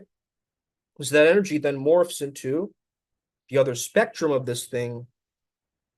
So once you understand the both of these polarities, then you can fight as a shaman against these energies. Okay. You can then work towards working on your own path and being very, very clear that this is my family, this is who I'm connected to, this is my crest or family tree sigil, this is my, altar, this is where I work and make stuff as a creative, whatever it is, right? So we need places, either in our minds or in our physical world, of places we go to for solace, for revitalization, for protection, for harmony.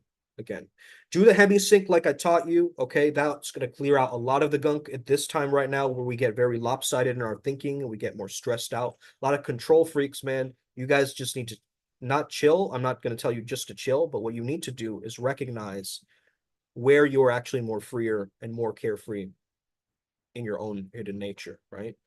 You really think as a controlling man or woman that you needed more of a carefree woman or man, but it's really not the case, okay? It's really not the case. They're not making you feel safe at all, right? They're leaving it up to you. They're so okay with the danger that you're now on high risk and high alert mode, okay? So we really got to get these things together, man. And we got to be real. We got to speak into a camera like this, right? Don't be another NPC streamer. Like, just talk real with people. They're people too. They're not just like, you guys aren't like cardboard cutouts. You guys are fucking visceral, living human beings who have lives. A lot of people, they speak to the camera like I'm talking to, you know, I'm going to look at this thing and do it from this angle. And perhaps I can maneuver this in such a way where all the chicks will love me. What the fuck are you doing? Just be yourself, bro. Be yourself, King. Be yourself. Right? The fucking free soul song or whatever. Okay, it's that. It's that. I think I sent that to Prosper, right? It's that. I think in that lyric, he even said, right? Wait, what are the lyrics to that? Let me just pull up the lyrics to that, okay? So what it says is,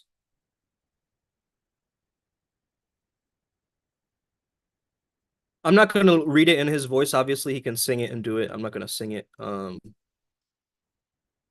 I just want to read it out. Where is it?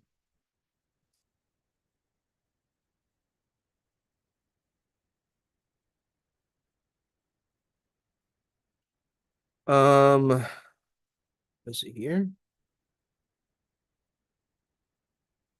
That's Promise, the song. What the?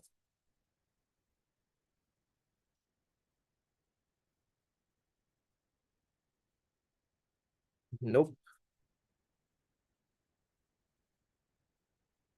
Why can't I find the lyrics to the song? It's got to be more easier than that, bro.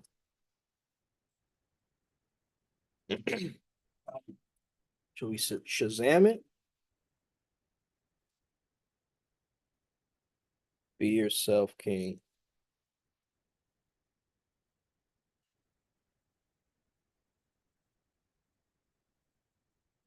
All right, I'm just gonna go to the main music video and just read the captions, okay? All right. But this is another important download in code, okay? Because I am getting an infinity symbol right now as this is happening.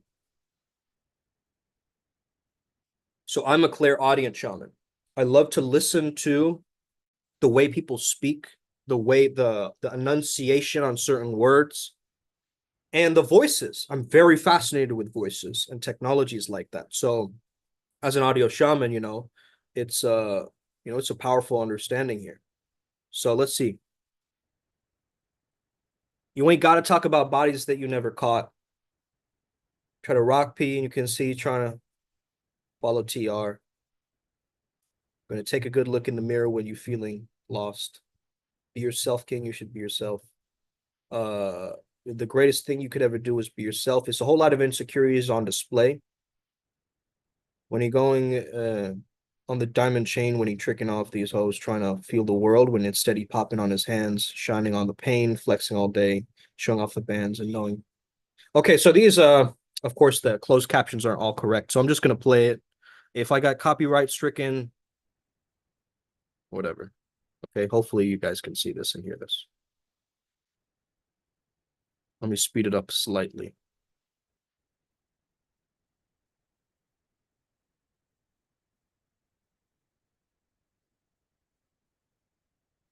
Never caught. Yes, you see it's so wrong.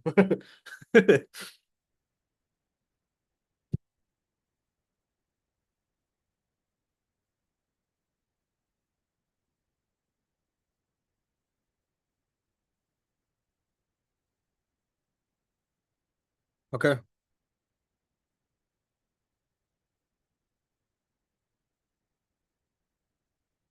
Is it okay? Feeling of emptiness deep inside is something the money will not fulfill. Only way the time will heal. Yeah, the God is the only way time will heal, right? Like we got to get back in alignment with God because that's the only way time will heal. Okay, time just doesn't heal organically. It heals with God's energy.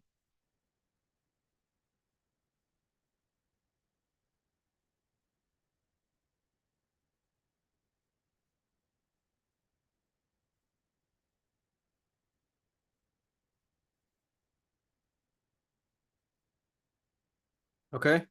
Powerful, powerful stuff. I'm not going to play the whole thing, but you guys get the point. Okay.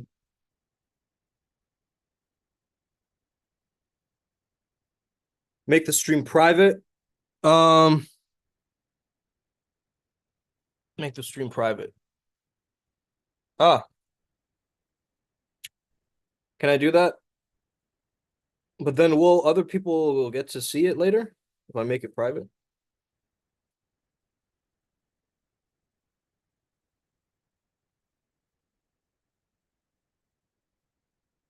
No, then I have to invite people to share it if I make it private. Um, but yeah, anyway, the strikes are fine, bro. Like it don't really matter to me. Just you know, I don't monetize any of these videos. You know what I mean? Um, so yeah, it's fine by me. I use it for my own way of sharing my message. To get it out there. This is vibrational marketing, right? I'm not like a salesperson getting. If you have any idea what this product might do for you, it will absolutely blow your mind. When I'm thinking of what the hell is that weird cadence that you're doing, bro? Trying to get people on that fucking wave, right? It's grifty. It's sneaky, that language. Because you get wrapped up into it, that salesman talk, right? You talk a big game as a politician, you can do that, right?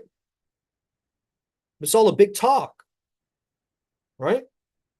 So that's the thing. You have to really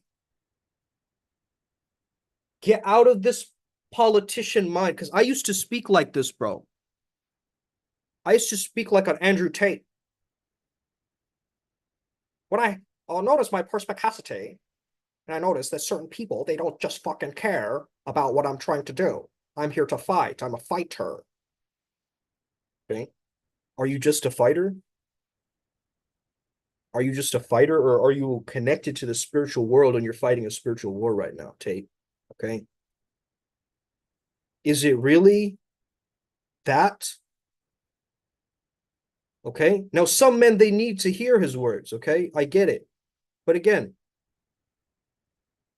it's very rare individuals like that come along and change society and culture, right? But they make themselves viral. They have that virality, right? They understand how it works. There's a process to all of it. Okay. Now I'm going to stay and remain authentic, be a self king over time, right? And though I may get jaded and faded, and wealth may make me more arrogant or more focused on me, or whatever happens along this journey, I do not think I'll be losing this vibe of the upward spiral game, because it's been with me, right? This understanding that I have to go inwards and then rise, inwards and then rise, right? This is not a linear Newtonian like physics paradigm like this, right? It doesn't have to be that scientific method, just the way that Newton found it to be and found it to work. What if there are other ways that gravity works in our own life that we don't even know, because we haven't even tapped into it and made a direct sense of the gravity and the heaviness in our bodies yet? You see, the lower astral energies, they're going to make you feel more dense, heavier in this reality, in this world. That's why a lot of very, very overweight people, like super overweight, I'm talking about like, wheelchair overweight, they're trying to suppress something, okay, through the food. They're trying to override some emotion or some feeling, okay, rather than going into it head on and tackling it. And it's only when, it reaches a very negative heart condition or a health condition that we start taking action on these things. But really start giving yourself the kind of treatment that you would want to give yourself, okay? Like, I still drink, I still smoke, I still do random things, right? But I'm not bound by those laws or rules, right? I'm not like at the brunt of it. You guys get that? Like, a lot of people are reactive to the things that they use. They're drinking caffeine, but they're a curse. They're trapped to the caffeine monster. Okay? Whereas you need to understand that if you are naturally excited, you have a natural sense of libido and excitement about life, right? That's already going to help you. Now, it can't get skewed or distorted. This is the problem, right? Culture can skew and distort this with ideas, concepts, charlatans, Me Too movements, constructionism, okay, behaviorism, structuralism, all of these isms coming in, right? But the real ism is the way that you speak the riz, right? That's the real ism that we know.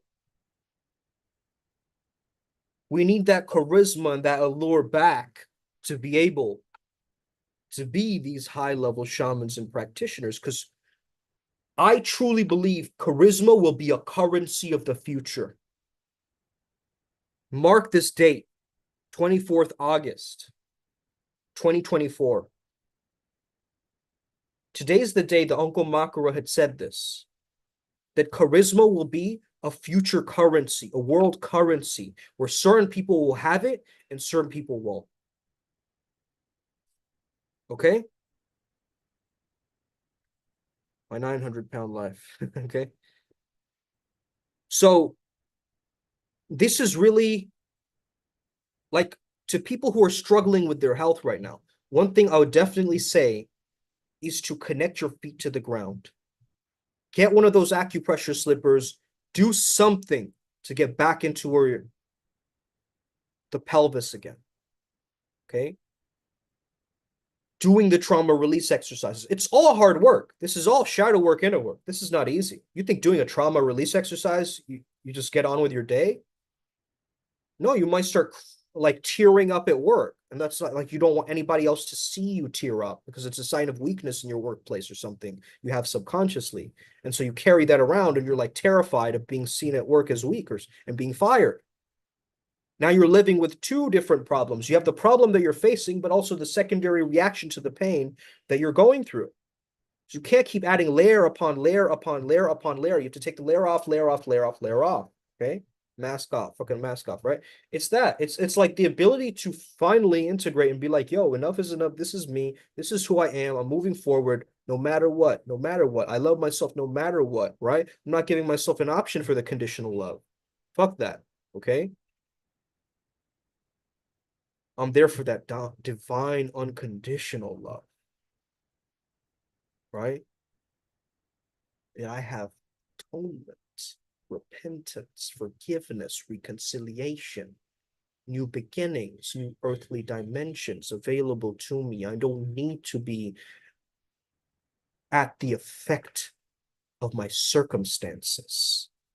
Okay? I need my conviction to be greater than that. I need my full stop and my exclamation point to be greater than that.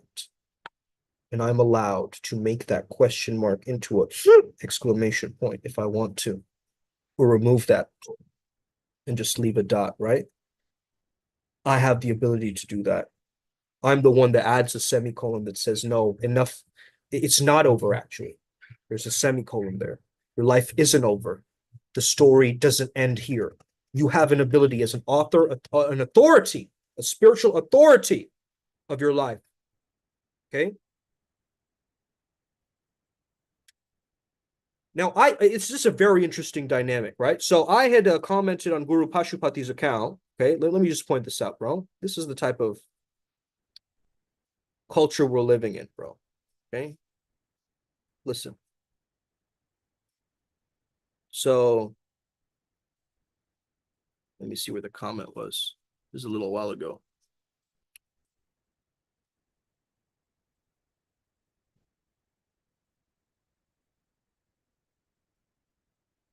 Did I find it?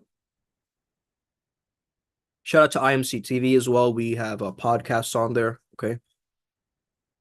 That's another YouTube channel you can check out. We have Savage Shaman seminars on there. Our last episode was called You're So Money, You Don't Even Know It. Okay. All right. So anyway, I commented something funny, right? I commented something funny like protect this man at all costs, right? Because I liked what he said.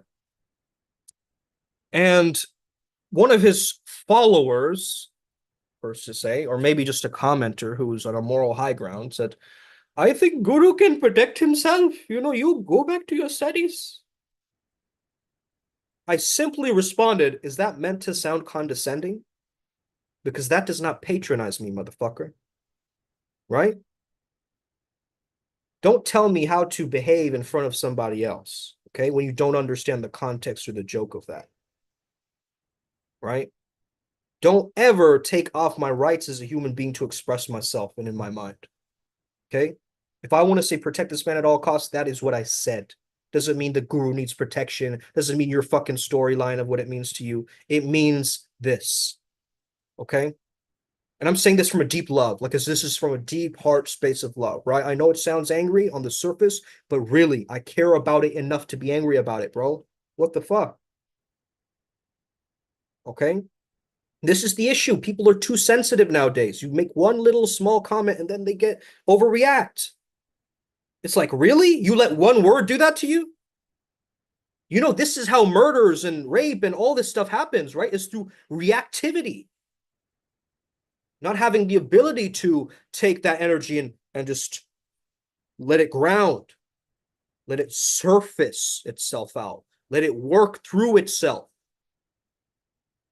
Okay? The more you cling, the more attachment, the more suffering. Gotta learn how to detach from this. I'm just on the spaceship. Just on the spaceship. All right?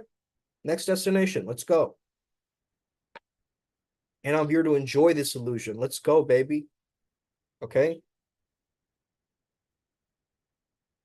some Tibetan monk is watching this like, is he really telling people to,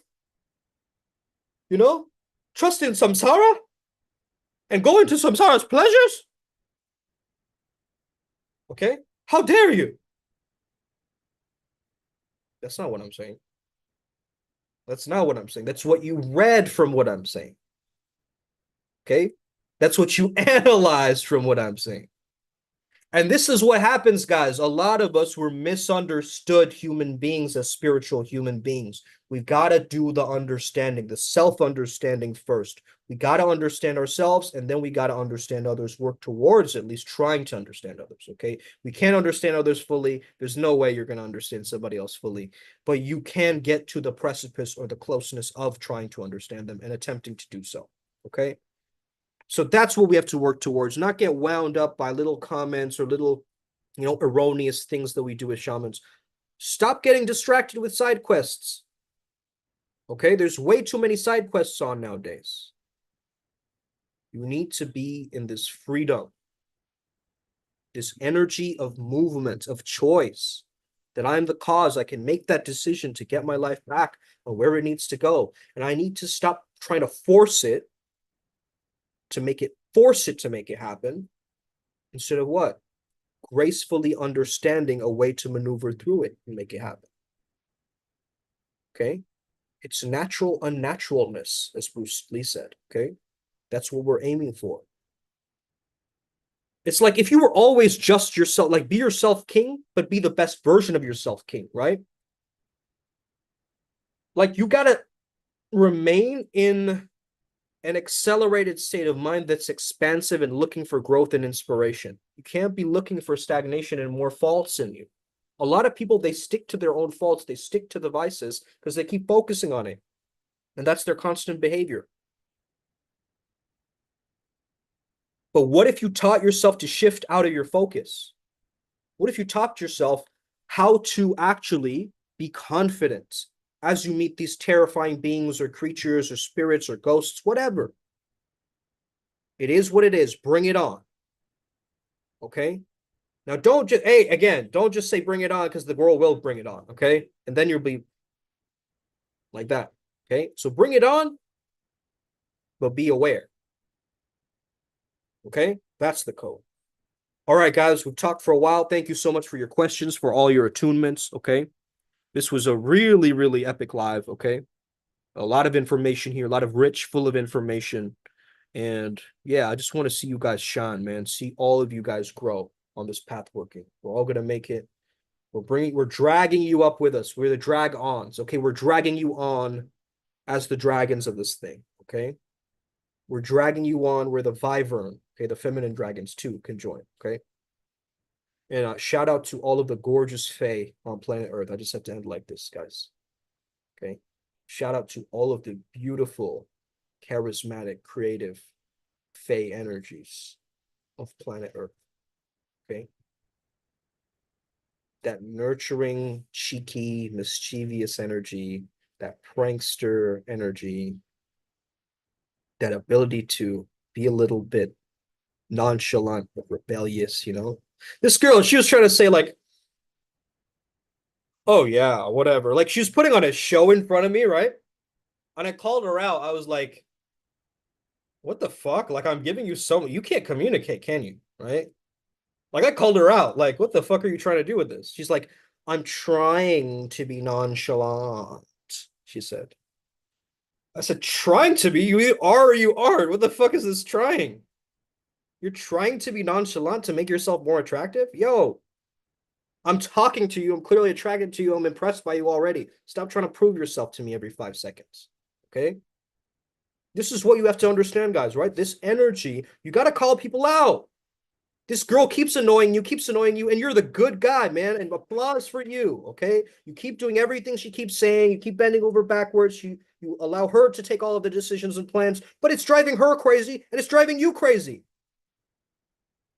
After a while, you got to be like, enough is enough. You got to show that little bit of that backbone, okay?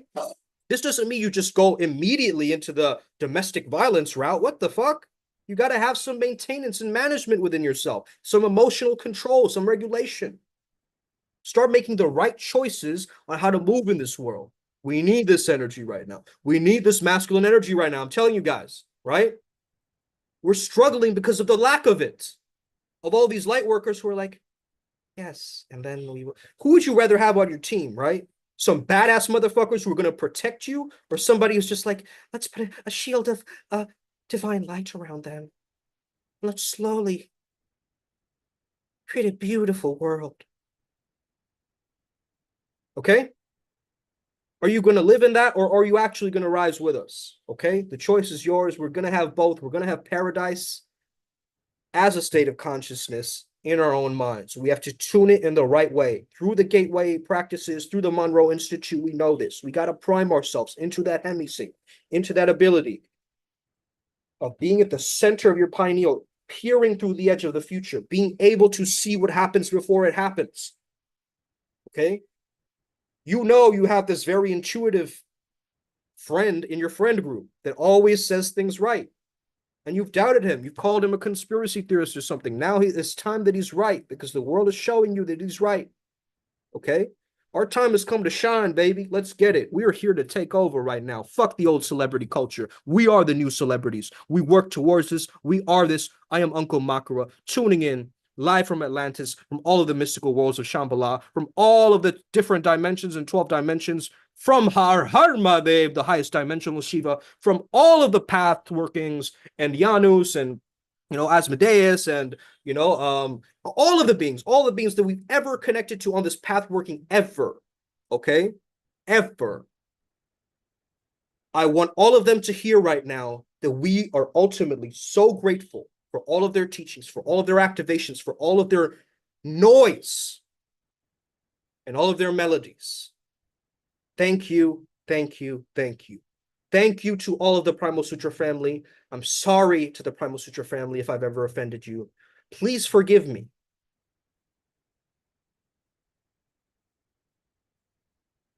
And I love you. Os Namaskaram. Let's get it. Upward spiral gang. May we never be the same again. I'll see you all in the astral. Let's crush it. Okay. We're gonna heal humanity.